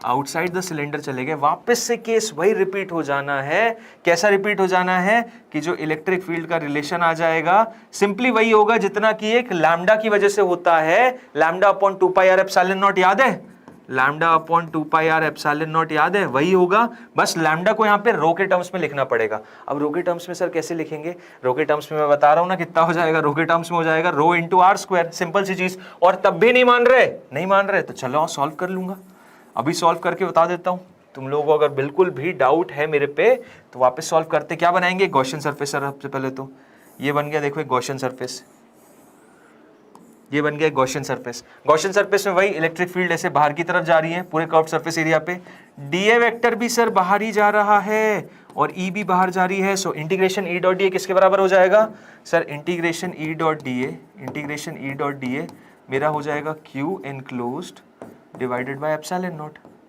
Q enclosed divided by epsilon naught, okay, और ई डॉट डी ए क्या हो जाएगा, ई भी बाहर की तरफ, डी ए भी बाहर की तरफ, तो बेसिकली क्या हो जाएगा, ई बाहर आएगा, डीए के साथ एंगल 0 बना रहा है, और डीए क्या है, डीए है तुम्हारा, यहां से एंगल मेजर करना है, यहां से इधर से एंगल यहां तक, ये स्मॉल आर, और ये कितना दिया हुआ है, ये कैपिटल आर, ये कैपिटल आर दिया है, ठीक है।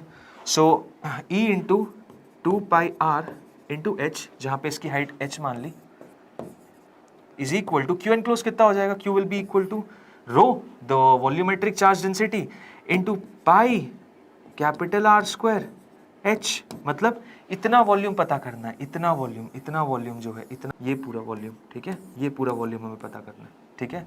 So rho into pi are square h, yes, upon epsilon not, ठीक है, ये अब देखो इसमें से क्या कैंसिल हो जाएगा सर, पाई से पाई कैंसिल हो जाएगा, ई की वैल्यू कितनी आ जाएगी, एच भी कैंसिल हो गया, देख सकते हो तुम ई की वैल्यू कितनी आ रही है, rho capital R square upon 2r epsilon naught, देख लो यही आया था ना, यही बोल रहा था सर। नीट के लिए NCERT eight finger strip book best है ना, बिल्कुल यार महेश्वरी जी, एब्सोल्युटली एकदम सही कहा, एनसीईआरटी एट फिंगर टिप्स बहुत ही ज़्यादा बेस्ट है और रेलेवेंट भी है आपके नीट एग्जाम के लिए, बिल्कुल उसको फॉलो कर सकते हो, डेफिनेटली फॉलो कर सकते हो। पहले तो ये बता महेश्वरी जी, क्लास में क्यों नहीं आ रहे यार इतने दिनों से, आप कहाँ व्यस्त हो, किताबें तो बड़ी पूछ रहे हो। तो यहाँ से देखो इलेक्ट्रिक फील्ड क्या आ जाएगी, इलेक्ट्रिक फील्ड आपकी आर स्क्वायर के डायरेक्टली प्रोपोर्शनल आ जाएगी, इलेक्ट्रिक फील्ड आपकी कहाँ आ जाएगी, आर स्क्वायर के डायरेक्टली प्रोपोर्शनल आ जाएगी। मजा आ रहा है, अच्छा, अरे शिट, आर स्क्वायर नहीं, आर स्क्वायर ये थोड़ी, इसके स्मॉल आर के बताना है, तो स्मॉल आर के कैसे, E inversely proportional to small R है। मतलब वैसे ही वेरिएशन जैसा कि आउटसाइड द सिलेंडर यहाँ पे, आउटसाइड द सिलेंडर हॉलो के भी यहाँ पे E is inversely proportional to R. उसके बाद फिर एक लाइन चार्ज की वजह से, लाइन चार्ज में देखो चला गया कितना था, E is inversely proportional to R. तो सिमिलैरिटी होनी चाहिए, एनालिसिस एकदम सिमिलर होना चाहिए कि एक लाइन चार्ज की वजह से बात करो सर, एक हॉलो सिलेंडर की वजह से बात करो सर, या फिर एक सॉलिड सिलेंडर की वजह से बात करो सर, सबकी वजह से आउटसाइड रीजन में इनवर्सली प्रोपोर्शनल टू आर है। बस फॉर्मुलेशन में थोड़ा अंतर है, क्योंकि यहां पे लीनियर मास चार्ज डेंसिटी डिफाइन होगी, यहां पे सरफेस चार्ज डेंसिटी डिफाइन होगी, और यहां पे वॉल्यूमेट्रिक चार्ज डेंसिटी डिफाइन होगी। ठीक है, पूरा का पूरा एनालिसिस एकदम क्लियर कट होना चाहिए, तभी जाके यार गॉस लॉ एकदम फिंगर टिप्स पे आएगा। ठीक है सर, बॉटनी का बैकलॉग क्लियर कर रहे हैं, चलो कर लो यार, कर लो कर लो कर लो, अच्छी चीज है, कर लो। बॉटनी का कर लो, सबका कर लो, जूलॉजी का कर लो, फिजिक्स का मत करोगे हैं, फिजिक्स का भी कर लेना सर। आपके सर आज सर आपके ऑल रिकॉर्डेड वीडियो देखोगे। अच्छा ठीक है महेश्वरी जी, आओ यार रेगुलर क्लास में, आओ, मजा आएगा भाई, तभी रेगुलर क्लास में आनंद है बॉस। डाउट पूछेंगे, बातें करेंगे यार, बातें करते करते सेशन चला जाता है तो मजा आता है ना। देखो, तो यहाँ पे मैंने इनफाइनाइट सिलिंड्रिकल शेल के बारे में बता दिया है, और ऐसी आपकी इनफाइनाइट सॉलिड सिलेंडर के बारे में भी इनसाइड और आउटसाइड बता दिया। अब इसका ग्राफ भी एक बार फटाफट बता देते हैं, ग्राफ कितना हो जाएगा। तो ग्राफ यहाँ पे अगर आप देखोगे, ग्राफ के भी क्वेश्चन क्यों कि इंपॉर्टेंट है, ये इलेक्ट्रिक फील्ड है, ये आर है, so R smaller is equal to capital R तक डायरेक्टली रिलेटेड था, और उसके बाद ये एक रेक्टेंगुलर हाइपरबोला के अकॉर्डिंग गया, तो यहाँ तक E is directly proportional to R, और यहाँ पे E is inversely proportional to R. इस तरीके से एनालिसिस हो रहा है, ठीक है ना। देख लो, यहाँ पे E is directly proportional to R, जो कि रहा इनसाइड, ये इनसाइड वाला रीजन, और उसके बाद एक रेक्टेंगुलर हाइपरबोला बनाना है, ठीक है। सो ये एनालिसिस इस तरीके से मैंने, देखो स्टार्टिंग में ही क्या किया हमने, इन तीनों को एक साथ हमेशा याद रखोगे, इन तीनों को हमेशा एक साथ रखोगे। इनफाइनाइट लाइन चार्ज, एक हॉलो सिलेंडर जिसमें पूरे कर्व्ड सरफेस पे चार्ज बटा हुआ है, और एक सॉलिड सिलेंडर जिसके अंदर चार्ज बटा हुआ है। और ये सारी बॉडीज कैसी हैं, ये सारी बॉडीज नॉन कंडक्टिंग है। सारी बॉडीज कैसी है, बार बार रिपीट कर रहा हूं, नॉन कंडक्टिंग है, और इनकी वजह से जो इलेक्ट्रिक फील्ड है नियर बाय रीजन में, हमने समझ ली, ग्राफ समझ लिया, हाँ जी समझ लिया, अंदर बाहर पूरा देख लिया, पूरा खखोल के सब देख लिया, पूरा एनालिसिस कर लिया। अब इससे कोई सवाल आएगा तो हम आराम से बता देंगे। कभी भी कुछ भी पूछता है कि ऐसा पॉइंट बताओ जहां पे इलेक्ट्रिक फील्ड मैक्सिमम, बता देंगे सर यहाँ पे होती है सरफेस पे। पूछेगा इनसाइड कितनी होती है हॉलो सिलेंडर के, सर बता देंगे 0 होती है। सर बाहर कैसे वेरी करती है, वो उसके थ्रू वेरी करती है। किसी ने मैग्नीट्यूड पूछ लिया तो भी बता देंगे सर। बस यहाँ पे खेल किस किस का डिफरेंस किस किस में आ रहा है, डेंसिटीज में। एक में लीनियर चार्ज डेंसिटी डिफाइन थी, एक में सरफेस चार्ज डेंसिटी डिफाइन थी, और एक में क्या डिफाइन था, वॉल्यूमेट्रिक चार्ज डेंसिटी। उसके हिसाब से पूरा एनालिसिस है। समझ गए बात को, समझ में आना चाहिए। अब देखो, अब आता है एक नया, ये तीन को हम एक साथ समझ के साइड में रख देंगे। अब थोड़ा 2 मिनट का पॉज लेते हैं और अब शुरू करते हैं नए चीज को, जो कि है infinite thin sheet. Infinite thin sheet, अब इनफाइनाइट थिन शीट, और ये भी नॉन कंडक्टिंग है। ये सारी नॉन कंडक्टिंग, जितनी बॉडीज बता रहा हूं, बार बार लेक्चर में यही बोल रहा हूं, सब नॉन कंडक्टिंग है। कंडक्टिंग नहीं आया अभी, कि कंडक्टिंग जब आएगा तब अलग से बताऊंगा। ये कंडक्टिंग में एक अलग चीज होती है, वहां पे अंदर चार्ज नहीं होता, पूरा सरफेस पे रहता है, ठीक है। सो ये नॉन कंडक्टिंग है। अब नॉन कंडक्टिंग में क्या होगा कि यहां पे मैंने 2 तरीके बताए, आप ऐसे समझ जरूर जाओगे, और न्यूमेरिकल इस पे ही सॉल्व करूंगा और बताऊंगा। हालांकि वो शीट इस तरीके की है, शीट इस तरीके की, और इस शीट में चार्ज है, ये पॉजिटिव चार्ज ऐसा बटा हुआ है, ठीक है। थ्रू आउट द शीट इसके अंदर चार्ज ऐसा है, क्लियर है। अब ये समझना कि यार जो चार्ज है इस पे, जो इसकी थिकनेस है ना, वो उतनी थिकनेस है जितनी की एक चार्ज की होनी चाहिए। मतलब एक पॉजिटिव चार्ज की इतनी थिकनेस होनी, उतनी नहीं चाहिए। ये नहीं यहाँ पे 4-5 चार्ज तुमने आजू बाजू बना दिए, फिर वहां पे केस एक शीट का नहीं हो जाएगा। क्योंकि शीट बोलने का अर्थ ही क्या है, 2 डायमेंशन। शीट बोलने का अर्थ क्या है, 2 डायमेंशन। और मैं 3 डायमेंशन में घुस गया, अगर मैंने ऐसे 3-4 चार्ज बना दिए, ऐसे 3-4 चार्ज आजू बाजू बना दिए, तो भैया ये 3 डायमेंशन हो जाएगा। 2 डायमेंशन में एक चौड़ाई एक लंबाई, ये हाइट और विड्थ का केस नहीं आना चाहिए, ठीक है। तो ये चीज समझने वाली है कि यहाँ पे एक ही चार्ज जितनी विड्थ होगी, कितनी विड्थ होगी, बस एक चार्ज जितनी, मात्र एक चार्ज जितनी, उससे ज्यादा नहीं, उससे ज्यादा नहीं होगी, ठीक है। अब इसी चीज को यहां से आके गड़ा के देखोगे तो कुछ इस तरीके का देखिएगा, ये रहा। अब इस पे सामने से देखोगे तो लैम्डा की आपकी क्या है, वो सरफेस चार्ज डेंसिटी, सरफेस नहीं, सॉरी लीनियर चार्ज, बट इस लैम्डा नहीं होगा। यहाँ पे क्या होगा, लैम्डा नहीं होगा, यहाँ पे आएगा आपका सिग्मा। सिग्मा क्या आएगा, सिग्मा, क्योंकि ये 2 डायमेंशन है ना। 2 डायमेंशन में क्या डिफाइन रहती है, शीट क्या है, एक 2 डायमेंशनल बॉडी है, और 2 डायमेंशनल बॉडी के लिए क्या डिफाइंड होगा? 2 डायमेंशनल बॉडी के लिए surface charge density, surface charge density. बड़ी इंपॉर्टेंट सा रिलेशन आएगा यार, और याद रखना क्योंकि इसी पे पूरा कैपेसिटेंस भी बेस्ड है, इसी सरफेस चार्ज डेंसिटी पे पूरा कैपेसिटेंस भी बेस्ड है, पूरा कैपेसिटेंस इसी पे टिका हुआ है, ठीक है। अब देखो सरफेस चार्ज डेंसिटी ये रही, जिसको मैं सिग्मा से बोलूंगा। अब इसके थ्रू मैं electric field nearby region में निकालता हूं। ये कैसी है? बहुत विशाल का है। ये यहां भी ऐसे इन्फिनिटी तक जा रही है, इधर भी ऐसे इन्फिनिटी तक जा रही है, इधर भी ऐसे इन्फिनिटी तक, और यहां नीचे भी इन्फिनिटी तक, ठीक है। चारों दिशाओं में ये इन्फिनिटी तक खिंची हुई है। ओके, बढ़िया सर। अब आओ इसके बारे में बात करते हैं, इसके बारे में बात करते हैं। ये क्या है? ये तो सर प्लस सिग्मा है। अब देखो इसकी वजह से जो इलेक्ट्रिक फील्ड होगी नियर बाय रीजन में कैसी होगी? अब इसकी वजह से जो इलेक्ट्रिक फील्ड होगी सर, ये तो ऐसा खिंचा हुआ है, ऐसा खिंचा हुआ है वो पीछे की तरफ। तो इसकी वजह से जो इलेक्ट्रिक फील्ड आएगी उसके लिए सर मैं 2 तरीके से गॉसियन सरफेस बना सकता हूं, ठीक है। 2 तरीके से गॉसियन सरफेस बना सकता हूं। एक तो सिलेंडर बना सकता हूं और एक क्यूब बना सकता हूं। जिससे आप बोलोगे उससे कर सकता हूं। सिलेंडर मोर कॉमनली यूज होता है, सिलेंडर से भी कर सकते हो और आप क्यूब से भी कर सकते हो। सिलेंडर बना के देखो तो देखो कुछ इस तरीके का एनालिसिस आएगा। एक बेहतरीन सा डायग्राम बनाऊं क्या यार? मजा आ जाएगा। चलो एक कोशिश करते हैं बेहतरीन सा डायग्राम बनाने की।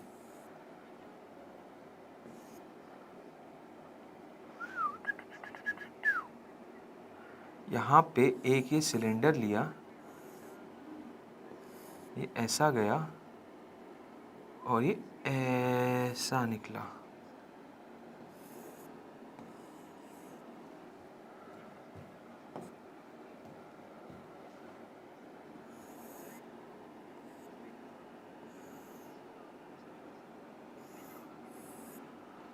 ये देखो, ठीक है। ये बेसिकली क्या थी? ये तुम्हारी शीट थी जिस पे प्लस चार्ज था। अलग कलर से बनाना सर। ये प्लस चार्ज, ये प्लस चार्ज, पूरी शीट पे हर जगह प्लस चार्ज।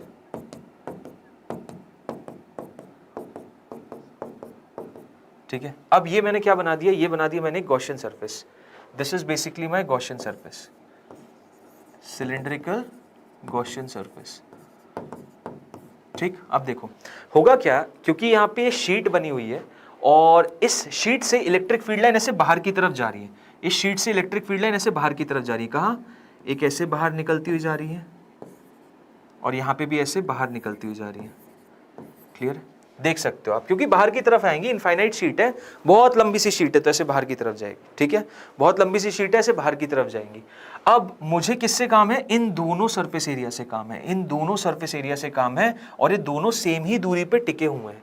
ये दोनों के दोनों जो है ये सेम दूरी पे टिके हुए हैं। ठीक है, इनका एक काम करते, एरिया मान लेते हैं। इसका जो एरिया है वो ऊपर वाला टोपा है ना, बस उसका ऊपर वाला जो सर्कुलर जो सेक्शन है, इसका एरिया में ए मान लेता हूँ। पाई आर स्क्वायर भी मान सकते हो, लेकिन अल्टीमेटली वो कैंसिल ही होना है, तो इसलिए ए मान लो। अब देखो किस तरीके से बात करोगे इसमें, किस तरीके से बात करेंगे कि सर वही net flux is equal to integration E dot D A and that will be equal to Q enclosed divided by epsilon not. Simple सी चीज। अब ई डॉट डी ए करूंगा तो यहाँ पे इलेक्ट्रिक फील्ड ऐसे बाहर की तरफ आ रही है। हाँ जी सर, ये जो पूरा का पूरा सर डी ए वेक्टर है ये भी तो बाहर की तरफ ही होगा ना, क्योंकि ये 3 डायमेंशनल बॉडी और 3 डायमेंशनल बॉडी में बाहर की तरफ होता है डी ए वेक्टर। हाँ जी बिल्कुल, तो यहाँ पे भी इलेक्ट्रिक फील्ड देखो ऐसे बाहर, और ये पूरा का पूरा डी ए वेक्टर यानी ए वेक्टर भी पूरा का पूरा बाहर। तो यहाँ पे सिंपल सी चीज सर, ई वेक्टर बाहर आ जाएगा, डी ए वेक्टर को ए वेक्टर बोल दूंगा, और ई डी ए सिंपल आ जाएगा ई इंटू ए यहां पे और वहां पे दोनों जगह, सो 2 टाइम्स ई इंटू ए। देख लो, एक यहां पे E D A same angle 0 उन दोनों के बीच में, ई भी इस तरफ डी ए भी इस तरफ, एक ई और डी ए इस तरफ, तो दोनों का ऐड होगा। यहाँ पे ई इंटू ए, यहाँ पे ई इंटू ए, तो दोनों को ऐड कर दूंगा, 2 टाइम्स ई इंटू ए आ जाएगा। और दोनों के बीच का एंगल क्योंकि cos 0 है तो फिर वो पॉजिटिव आएगा। और क्यू एनक्लोज कितना होगा? क्यू एनक्लोज सर, ये जो सिलेंडर था ये यहाँ पे कैसा बना रहा था, ये यहाँ पे कैसे बना रहा था, ये यहाँ पे आप देख सकते हो, ये बना रहा था, ये बना रहा था ये। तो इस पर्टिकुलर सर्कुलर प्लेट में, इस पर्टिकुलर सर्कुलर सेक्शन में जितना भी चार्ज आएगा, इस पर्टिकुलर सर्कुलर सेक्शन में जितना भी चार्ज आएगा वही यहाँ पे क्यू एनक्लोज्ड हो जाएगा। मानते हो कि नहीं? हाँ जी सर। सो क्यू एनक्लोज्ड यहाँ पे कितना होगा? सिग्मा, सिग्मा क्या है? सिग्मा यहाँ पे इनफाइनाइट थिन शीट की डेंसिटी दी हुई है, सरफेस चार्ज डेंसिटी, तो sigma into A upon epsilon naught. A से ए कैंसिल, तो देखो ई की वैल्यू आ गई। ई की वैल्यू कितनी आ रही है? ई की वैल्यू आ जाएगी सिग्मा बाय 2 एप्सिलॉन नॉट। ओहो क्या बात है, बड़ी मजेदार सी रिलेशन है। बताऊं क्यों? क्योंकि इसमें आर है ही नहीं, इसमें आर है ही नहीं सर। फिजिक्स का टाइम अब 2 बजे से रहेगा ना? हाँ यार, अब से महेश्वर जी सबके टाइम एकदम फिक्स हो चुके हैं। अभी रोहित शर्मा जी आपके जो थंबनेल है उसमें आ रहे हैं पूरे चैनल के। कुछ दिनों के बाद, कल के बाद, कल आ जाना यार, कल रोहित शर्मा लाइव रहेंगे तो उनसे क्वेश्चन आंसर Q&A सेशन कर सकते हो। दूसरी चीज क्या बोलते हैं, उनके कल के बाद वहां पे थंबनेल में टाइम टेबल अपडेट हो जाएगा। बट मैं अभी बता दे रहा हूं आप लोगों को कि ट्यूसडे, थर्सडे और सैटरडे को 12th की क्लास होगी from 2 PM sharp, and Monday, Wednesday and Friday को it's going to be dropper and 11th। Okay ठीक। अब देखो, सो ये मजेदार सी इलेक्ट्रिक फील्ड आई है। अब मजेदार सी इलेक्ट्रिक फील्ड क्यों बोल रही है? क्योंकि दिस इज इंडिपेंडेंट। यहां देखो एक नोट बनाता हूं। नोट क्या है? E is independent of R। R मतलब भैया कितनी दूरी पे तुम इलेक्ट्रिक फील्ड का मैग्नीट्यूड देख रहे हो? मतलब इलेक्ट्रिक फील्ड का मैग्नीट्यूड इस इनफाइनाइट शीट के आसपास कांस्टेंट रहता है क्या? यस, यही फंडा यूज होता है किसमें? कैपेसिटर की बिल्डिंग में। पैरेलल प्लेट कैपेसिटर जब बनाते हैं ना, तो यही फंडा यूज होता है। यही पूरा का पूरा फंडा होता है जब वहां पे 2 पैरेलल प्लेट कैपेसिटर इस हिसाब से बना दिए जाते हैं। उनके बीच में इलेक्ट्रिक फील्ड होती है, वहीं पे एनर्जी स्टोर होती है, इलेक्ट्रिक फील्ड कांस्टेंट रहती है, तभी तो बनते हैं। सो बड़े इंपॉर्टेंट सी चीज है कि एक इनफाइनाइटली लार्ज शीट के नियर बाय रीजन में हमेशा electric field sigma bye 2 epsilon not होती है। शर्त ये कि वो नॉन कंडक्टिंग होनी चाहिए। कंडक्टिंग होगी तो थोड़ा सा फॉर्मूला वेरिएशन रहेगा, लेकिन तब भी कांस्टेंट ही रहेगी। ठीक है। यहाँ पे एक आध चीज और नोटिस करने वाली ये है कि भाई इनफाइनाइटली लार्ज शीट से आपका मतलब क्या है, और साथ ही साथ infinite line charge, infinite long cylinder, इन सबसे क्या मतलब होता है? तो देखो, इन्फिनिटी बहुत ही रिलेटिव शब्द होता है। इन्फिनिटी बहुत ही रिलेटिव शब्द होता है अर्थ के तौर पे कि यार एक चींटी से पूछोगे कि वेल कितनी बड़ी है, तो वेल बोलेगा यार भाई मैं तो जिंदगी लग जाएगी क्रॉस करने में, बहुत बड़ी होती है वेल। या फिर तुम बोलोगे यार एक पहाड़ तू क्रॉस कर ले, जो कि अपन गाड़ी या ट्रैक करके बड़े आसानी से क्रॉस कर लेते हैं, वो चींटी के लिए वो पहाड़ एक इन्फाइनेटली लार्ज चीज है। बट मेरे लिए तो नहीं है, क्योंकि मैं तो ट्रैक भी कर सकता हूँ, पहाड़ की चोटी पे चढ़ जाऊँ, नीचे उतर जाऊँ। माउंट एवरेस्ट की तो बात नहीं कर रहा, नॉर्मल छोटे मोटे पहाड़ जो होते हैं। और माउंट एवरेस्ट भी चढ़ लूंगा यार, उसमें क्या है, माउंट एवरेस्ट भी कभी चढ़ लेंगे, थोड़ी ट्रेनिंग मिल जाएगी तो। लेकिन मुद्दे की बात ये इनफाइनाइटली लार्ज नहीं है। लेकिन कल को कोई मेरे से बोलता है कि यार तुम मून तक पैदल चल के बन जाओ, और मैंने एक सड़क बना दी, तो मून तक जाना है, सन तक जाना मेरे लिए एक इनफाइनाइटली लार्ज डिस्टेंस हो जाएगा। सो इन्फिनिटी एक रिलेटिव शब्द होता है, साइज के हिसाब से इन्फिनिटी डिफाइन होता है। तो यहाँ पे अगर कल को मान लो मैं बहुत छोटी सी शीट बनाता हूँ, जैसे मान लो ये रिमोट है, ये बहुत छोटा सा रिमोट है, बहुत छोटी सी शीट है। अब इसके भी बहुत ही करीब देखो, यहाँ पे बहुत करीब, मतलब यहाँ रिमोट रखा हुआ है ऐसे, तो इसके बहुत करीब मतलब बस यहाँ पे, इधर इस रीजन पे ये रिमोट रखा है, तो इसके मात्र इतने पास अगर तुम रहोगे, देखोगे तो इलेक्ट्रिक फील्ड तुम्हें कांस्टेंट दिखेगी। और क्या मैग्नीट्यूड दिखेगा? Sigma bye 2 epsilon naught. Clear है? सो ये उस पर्टिकुलर पोजीशन के लिए इनफाइनाइटली लार्ज हो जाएगा। तो ये रिलेशन हमें याद रखना है, बड़ा इंपॉर्टेंट रिलेशन है। ठीक है, चलो आ जाओ आगे बढ़ते हैं। अब बात करते हैं चार्ज्ड होलोस्फीयर की। किसकी? चार्ज्ड होलोस्फीयर की। चार्ज्ड होलोस्फीयर मतलब कि उसके सरफेस पे पूरा का पूरा चार्ज रहेगा, यानी कि ये स्फीयर है, होलोस्फीयर है, अंदर से खोखला है जैसे कि गेंद, और इसके पूरे सरफेस पे चार्ज बांट दिया, पूरे के पूरे सरफेस पे मैंने चार्ज बांट दिया।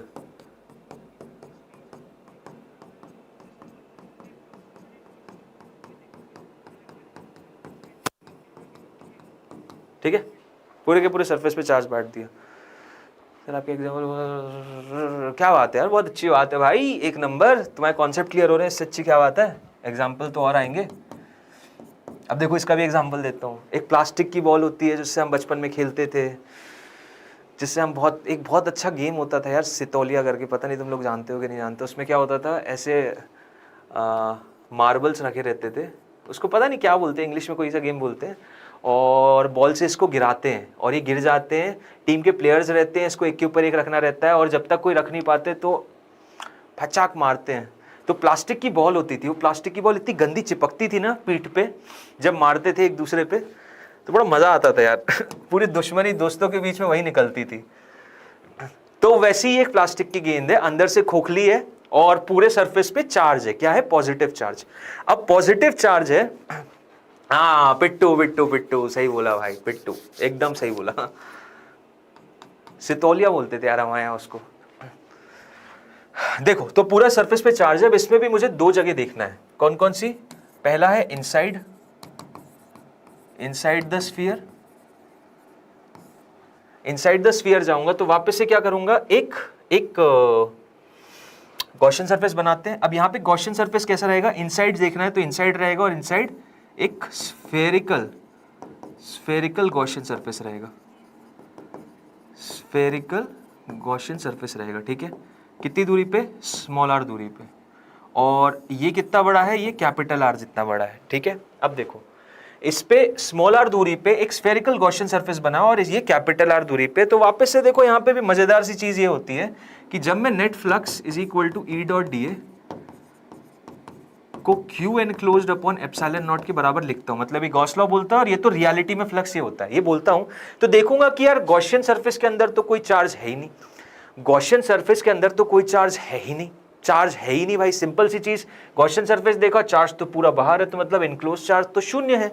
अब ये अगर चीज पूरी की पूरी शून्य हो गई तो इसको जरा रिकॉल करो एक सिलिंड्रिकल शेल से, जिसके अंदर मैंने एक सिलिंड्रिकल गॉसियन सरफेस बनाया था और उसके अंदर चार्ज शून्य था, उसके अंदर चार्ज क्या था मेरा, शून्य था, और अंदर इलेक्ट्रिक फील्ड कितनी आई थी, शून्य आई थी। तो वही एनालिसिस यहां पे रहेगा, मतलब ये चीज किसके बराबर है, integration E dot D A हो गई मेरी शून्य के बराबर। तो यहां से वापस तीन चीजें निकलती हैं कि या तो सर ई जीरो है, या मेरा डी ए जीरो है, और या मेरा सर इन दोनों के बीच का एंगल जो है वो जीरो, मतलब परपेंडिकुलर, यानी ई परपेंडिकुलर है किसके, डी ए के। अब देख भाई, दोनों की दोनों जो लास्ट की दो पॉसिबिलिटी यहां पे भी नहीं हो सकती। डी ए तो जीरो नहीं हो सकता क्योंकि मेरे को तो सामने दिख रहा है गॉसियन सरफेस, तो ये तो बिल्कुल पॉसिबल नहीं है।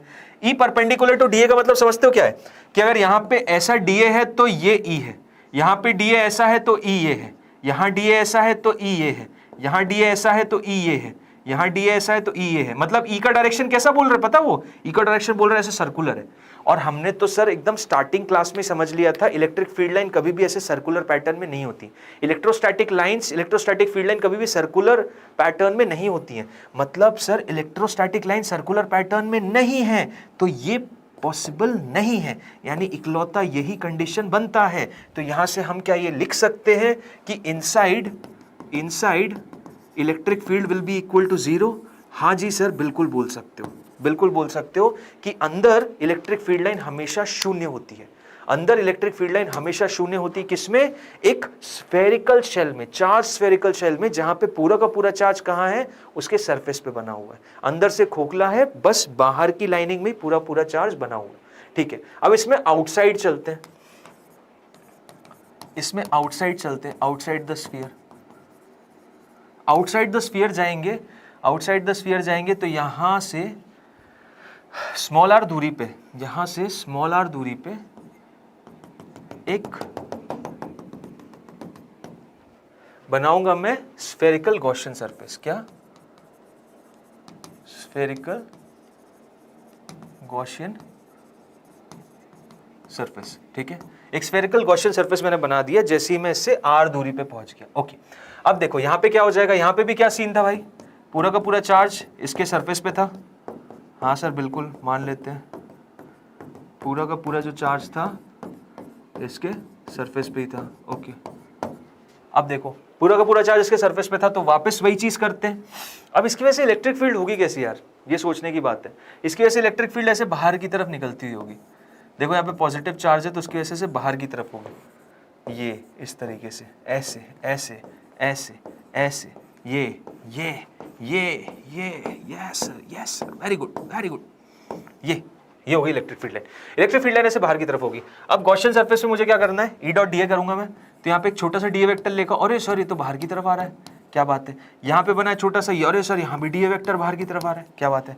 यहाँ पे बना दिया, अरे सर यहाँ भी डी ए वेक्टर बाहर की तरफ आ रहा है। क्यों बाहर आएगा, बाहर इसलिए आएगा क्योंकि 3 डायमेंशनल बॉडीज में डी ए वेक्टर हमेशा ऐसे आउटवर्ड की तरफ होता है।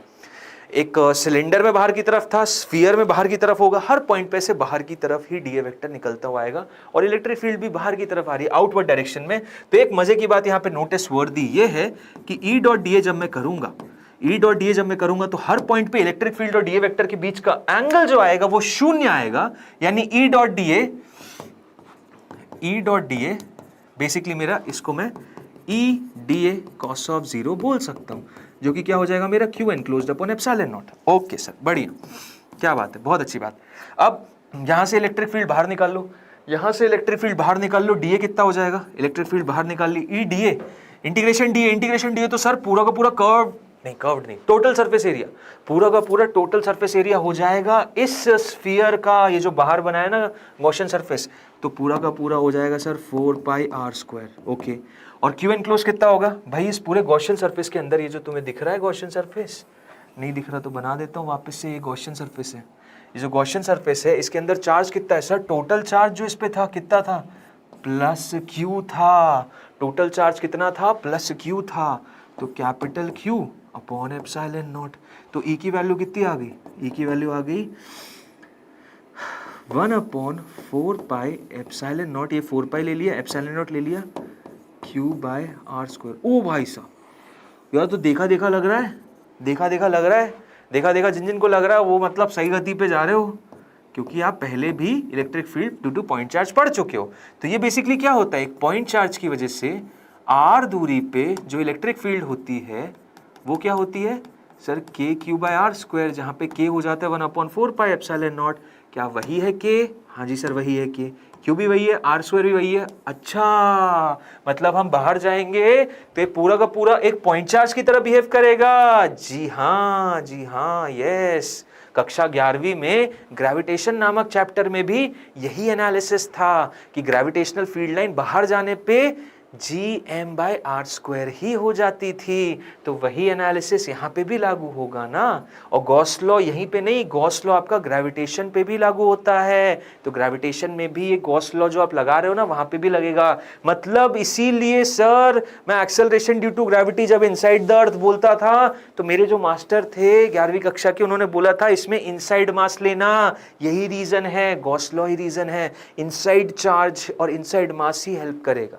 अब इसके बारे में आगे बात करेंगे फ्यूचर में कि वो सिमेट्रिक डिस्ट्रीब्यूशन ऑफ मास होना चाहिए, अनसिमेट्रिक या इधर उधर होने में प्रॉब्लम हो जाती है।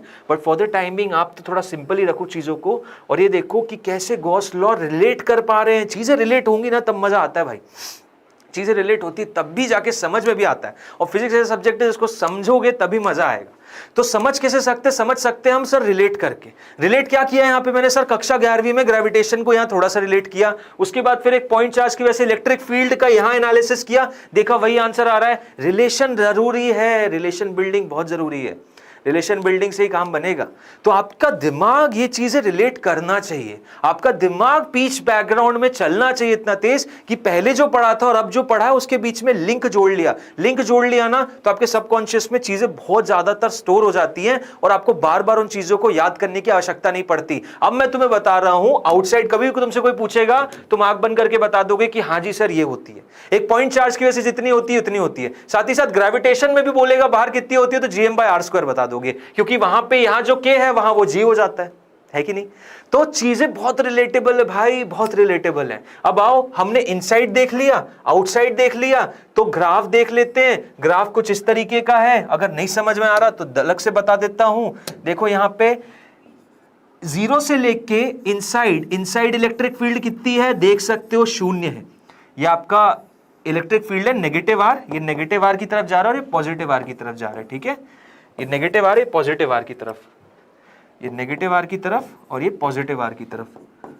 तो पॉजिटिव आर की तरफ 0 से कैपिटल आर तक तो इलेक्ट्रिक फील्ड भाई 0 है। और उसके बाद एक रेक्टेंगुलर हाइपरबोला नहीं है, रेक्टेंगुलर हाइपरबोला नहीं है, लेकिन electric field inversely proportional to R square है। रेक्टेंगुलर हाइपरबोला कब होती है, जब इनवर्सली प्रोपोर्शनल टू आर होती है, लेकिन यहाँ पे electric field inversely proportional to R square है, inversely proportional to R square है। समझ रहे हो। तो इस तरीके से हमें सॉल्व करना है। Okay so electric field due to hollow sphere, मैंने क्या फॉर्मूला देख लिया, हाँ सर। मैंने इनसाइड आउटसाइड देख लिया, हाँ जी सर। क्या मैंने ग्राफ भी समझ लिया, यस सर। तो कुछ बच रहा है क्या, नहीं सर। सर नीट के लिए न्यू एनसीईआरटी ले या ओल्ड एनसीईआरटी, नहीं लो ना यार, नहीं लो। ओल्ड क्यों ले रहे हो नहीं लो। देखो जितना भी रिड्यूस सिलेबस होगा, अभी तक कोई ऐसे अपडेट तो आया नहीं है, और पहली बात तो फिजिक्स में कुछ कम हुआ नहीं है, तो तुम नहीं लो। और तुम जहां भी किसी सप्लीमेंट्री एजुकेशन, देखो तुम एनसीईआरटी के भरोसे तो कभी नहीं रहोगे, क्योंकि एनसीईआरटी इस दुनिया में सबसे वाहियात किताब है सही बोल रहा हूं। सीबीएसई मुझे मार वार ना दे, बट एनसीईआरटी में चीज़ें जिस तरीके से लिखी हैं इतनी सरल होती तो यार पढ़ाने की शायद ज़रूरत नहीं पड़नी चाहिए थी। एनसीईआरटी बड़ी बेकार तरीके से किताब लिखी गई है यार, उसको मतलब समझना बहुत प्रॉब्लमेटिक है, ट्रस्ट मी। हाँ वो किताब पता है कब अच्छी है, वो किताब अच्छी है जब तुम पढ़ लो कहीं से, उस कॉन्सेप्ट को समझ लो और तुम्हें रिवाइज करना है। तो रिवाइज करना है ना, तो एनसीईआरटी से अच्छी किताब है नहीं। बढ़िया से उसको रिवाइज करने में काम आती है, लेकिन पहली बार रीड करने में बिल्कुल मजा नहीं आता यार। पहली बार तो सही में रीड करने मतलब ऐसी लगती है ना कि देख के ऐसा लगता है भाई मैं सही में ये चीज़ पढ़ूं कि नहीं पढ़ूं, मैंने अपने जो डिसीजन पीसीबी पीसीएम का लिया है वो सही लिया है कि गलत लिया है। मेरे को तो सही में डिट्टो ये फीलिंग आ गई थी जब मैं 11वीं कक्षा से मैं आया था 2009 में, 9 में राइट, नहीं 9 में नहीं 10 में। तो मतलब यार एनसीईआरटी देख के मेरी ऐसी हालत खराब होने लगी कि क्या है भाई ये है क्या, अंडशंड से टर्म्स आ रहे हैं, इतनी बुरी तरीके से दिया हुआ है। तो प्रॉब्लम तो है, तो तुम नहीं ले लो, कोई दिक्कत नहीं, नहीं रहो, अपडेटेड रहो, क्योंकि तुम्हारे बोर्ड्स में उसके हिसाब से तुम्हें परफॉर्मेंस देना है, तो तुम नई को फॉलो करो। बट नीट के लिए जो सप्लीमेंट्री एजुकेशन है वो तो तुम यार एक्सटर्नल सोर्स पे डेफिनेटली डिपेंड करोगे। नीट के लिए तुम बस एनसीईआरटी पढ़ के तो कोई भी नीट देने जाता नहीं ना, तो जो भी एक्स्ट्रा और सप्लीमेंट्री रहेगा वो आप अपनी एक्सटर्नल सप्लीमेंट्री सोर्सेज के थ्रू उसको कवर कर सकते हो, ठीक है। देखो चार्ज सॉलिड स्फीयर, अब चार्ज यहां तक मैंने क्या हॉलो स्फीयर के बारे में बता दिया, चार्ज सॉलिड स्फीयर की बात करते हो। चार्ज सॉलिड स्फीयर में क्या करोगे, अब चार्ज सॉलिड स्फीयर में सर पूरे उसमें चार्ज बटा हुआ है, पूरे में चार्ज बटा है, ठीक है, इधर भी इधर भी इधर भी। अब यहां पे क्या करेंगे, यहां पे भी इनसाइड और आउटसाइड का कॉन्सेप्ट आएगा, इनसाइड और आउटसाइड। पहले केस में इनसाइड बनाता हूं,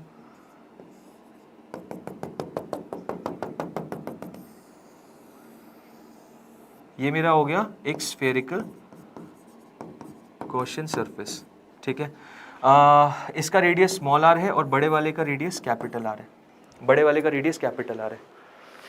तो देखो यहाँ पे क्या हो जाएगा यार, यहाँ पे भी इलेक्ट्रिक फील्ड लाइंस देखो जो होंगी वो बाहर की तरफ ही होंगी, बाय सिमेट्री बता रहा हूँ, इलेक्ट्रिक फील्ड लाइंस बाहर की तरफ ही होंगी, ठीक है।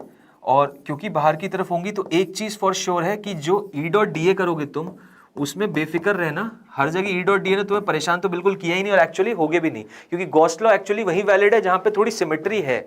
जहां अगर थोड़ी सिमेट्री नहीं होगी तो गॉस लॉ चलेगा ही नहीं, ठीक है। अगर सिमेट्री नहीं होगी तो गॉस लॉ कभी वर्क नहीं करेगा, clear. So E dot D A हमेशा यहाँ पे जीरो एंगल पे रहेगा, तो E dot D A will be equal to Q enclosed upon epsilon naught, clear. अब देखो वापस से ई डी ए के बीच में एंगल जीरो, cos जीरो हो जाएगा, और E क्योंकि यूनिफॉर्मिटी है, पूरा स्फीयर है, सेंटर से सेम दूरी पे, तो E का मैग्नीट्यूड सेम बाहर आ जाएगा। इंटीग्रेशन DA करूंगा तो DA इसका टोटल कर्व्ड सरफेस एरिया जो कि हो जाएगा 4 पाई स्मॉल r स्क्वायर। अब Q एनक्लोज कितना होगा, इस गॉसियन सरफेस के अंदर कितना चार्ज स्टोर होगा, तो देखो यहाँ पे डिफिनेशन यहाँ पे आ जाता है, किसका डिफिनेशन, सिग्मा रो का, रो यानी volumetric charge density. So rho into 4/3 pi small R cube, 4/3 pi small R cube, क्योंकि इसके अंदर पता करना है कितना इनक्लोज चार्ज है इस गॉसियन सरफेस के अंदर, तो इसका volume into rho divided by epsilon naught, clear. So 4 pi cancel, E की वैल्यू कितनी आ गई, ई की वैल्यू आ गई रो आर अपॉन 3 एप्सिलॉन नॉट। बेहतरीन सा रिलेशन, मजेदार सा रिलेशन और याद रखने लायक, रटने लायक, क्योंकि ये एक्सप्रेशन मुझे आज तक याद है। मैंने एक बार ही मतलब वही अपने IIT JEE के टाइम पढ़ा था और तब से मुझे अभी तक याद ही है, rho R upon 3 epsilon not, ठीक है, रो रहा upon 3 epsilon naught, rho R upon 3 epsilon naught. और उसके बाद गाना भी आ गया था, रो रहा है ना तू, तो वैसे भी याद हो गया, रो आर अपॉन 3 एप्सिलॉन नॉट। तो यहाँ पे देखने वाली चीज क्या है भाई, कि इलेक्ट्रिक फील्ड जो है वो आर के डायरेक्टली प्रोपोर्शनल है, आर के डायरेक्टली प्रोपोर्शनल है, ओके। सो इनसाइड जब भी मैं देखूंगा तो जैसे से बाहर की तरफ जाता जाऊंगा इलेक्ट्रिक फील्ड का मैग्नीट्यूड बढ़ता जाएगा, तभी बता रहा हूं E is directly proportional to R, मतलब सेंटर पे कितनी हो जाएगी, सेंटर पे हो जाएगी इलेक्ट्रिक फील्ड जीरो, आर की वैल्यू जैसे जीरो रखोगे वैसे जीरो, सेंटर पे जीरो, ऐसे बढ़ता होगा, यहाँ पे कितनी आएगी, rho capital R upon 3 epsilon naught, rho capital R upon 3 epsilon naught. ये कहाँ हो गया सर, ये वही केस 1 था जो कि है इनसाइड। अब मैं जाऊंगा कहाँ, बाहर, अब मैं जाऊंगा बाहर, तो केस 2 आउटसाइड, बाहर चले जाओ। और बाहर जाओगे ना अगर, तो तुम लोगों के दिमाग में घंटी बजनी चाहिए यार, कि क्या ये वापस वैसा ही हो जाएगा जैसा कि मैंने एक हॉलो सरफेस के लिए समझा है, बिल्कुल ये पूरा का पूरा चार्ज कॉन्सेंट्रेट हो जाएगा सेंटर की तरफ, और जो टोटल इलेक्ट्रिक फील्ड रहेगी बाहर कितनी हो जाएगी, टोटल जो इलेक्ट्रिक फील्ड रहेगी बाहर वही हो जाएगी K capital Q by R square, यानी 1/4 pi epsilon naught Q by R square, यही इलेक्ट्रिक फील्ड रहेगी जो कि टोटल चार्ज Q इस पे है।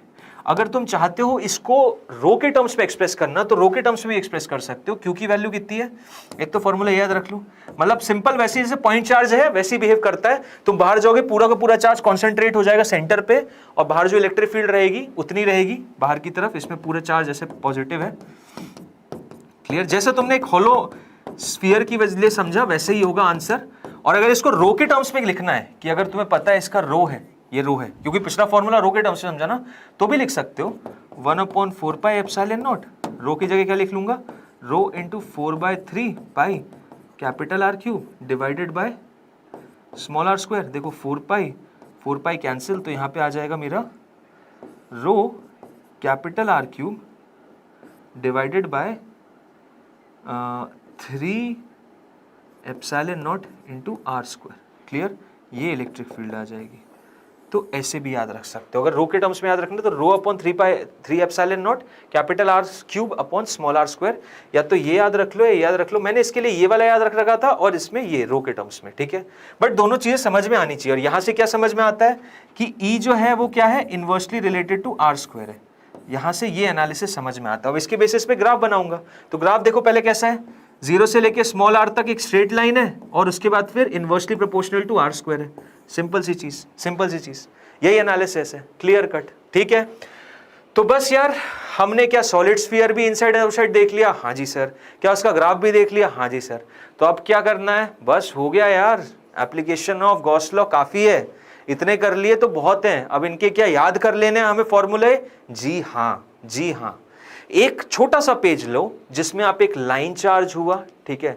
लाइन चार्ज के बाद क्या हुआ, लाइन चार्ज के बाद एक हॉलो सिलेंडर हुआ, फिर सॉलिड सिलेंडर हुआ, फिर उसके बाद शीट हुई, फिर उसके बाद क्या हुआ, हॉलो स्फीयर हुआ और सॉलिड स्फीयर हुआ। ये जितने भी मैंने बताए हैं 6, इन 6 को याद रख लो, इनसाइड आउटसाइड कैसा होता है। बड़ा इजी एनालिसिस है, ज्यादा टफ नहीं है, बट अगर याद रख लिया तो क्वेश्चंस बहुत इजीली हो जाएंगे, बहुत चुटकियों में आ जाएंगे। और आपसे कोई इलेक्ट्रिक फील्ड से रिलेटेड कुछ पूछता है गॉस लॉ से, तो अब तो यार लगा लोगे, अब तो आपके एप्लीकेशन में कोई दिक्कत नहीं है, अब तो हम यूज्ड टू भी हो चुके हैं। सो आई सपोज इस सेशन में I have done some justice to the topic and आप लोगों को समझ में आया होगा। कोई भी डाउट आता है, कोई भी प्रॉब्लम आती है, अगले सेशन में आओ। Will be meeting day after tomorrow sharp 2 PM with you all, and next topic को डिस्कस करेंगे जहां पे इलेक्ट्रिक डाइपोल और इलेक्ट्रिक फील्ड का डेरिवेशन थ्रू कैलकुलस, ये टॉपिक रह गया है जिसको मैं बिल्कुल डिस्कस कराऊंगा, और काफी मजेदार सेशन होगा। तो चलो मिलते हैं यार Maheshwari ji, bye bye, next session में मिलेंगे। Till then bye bye and take care all of you.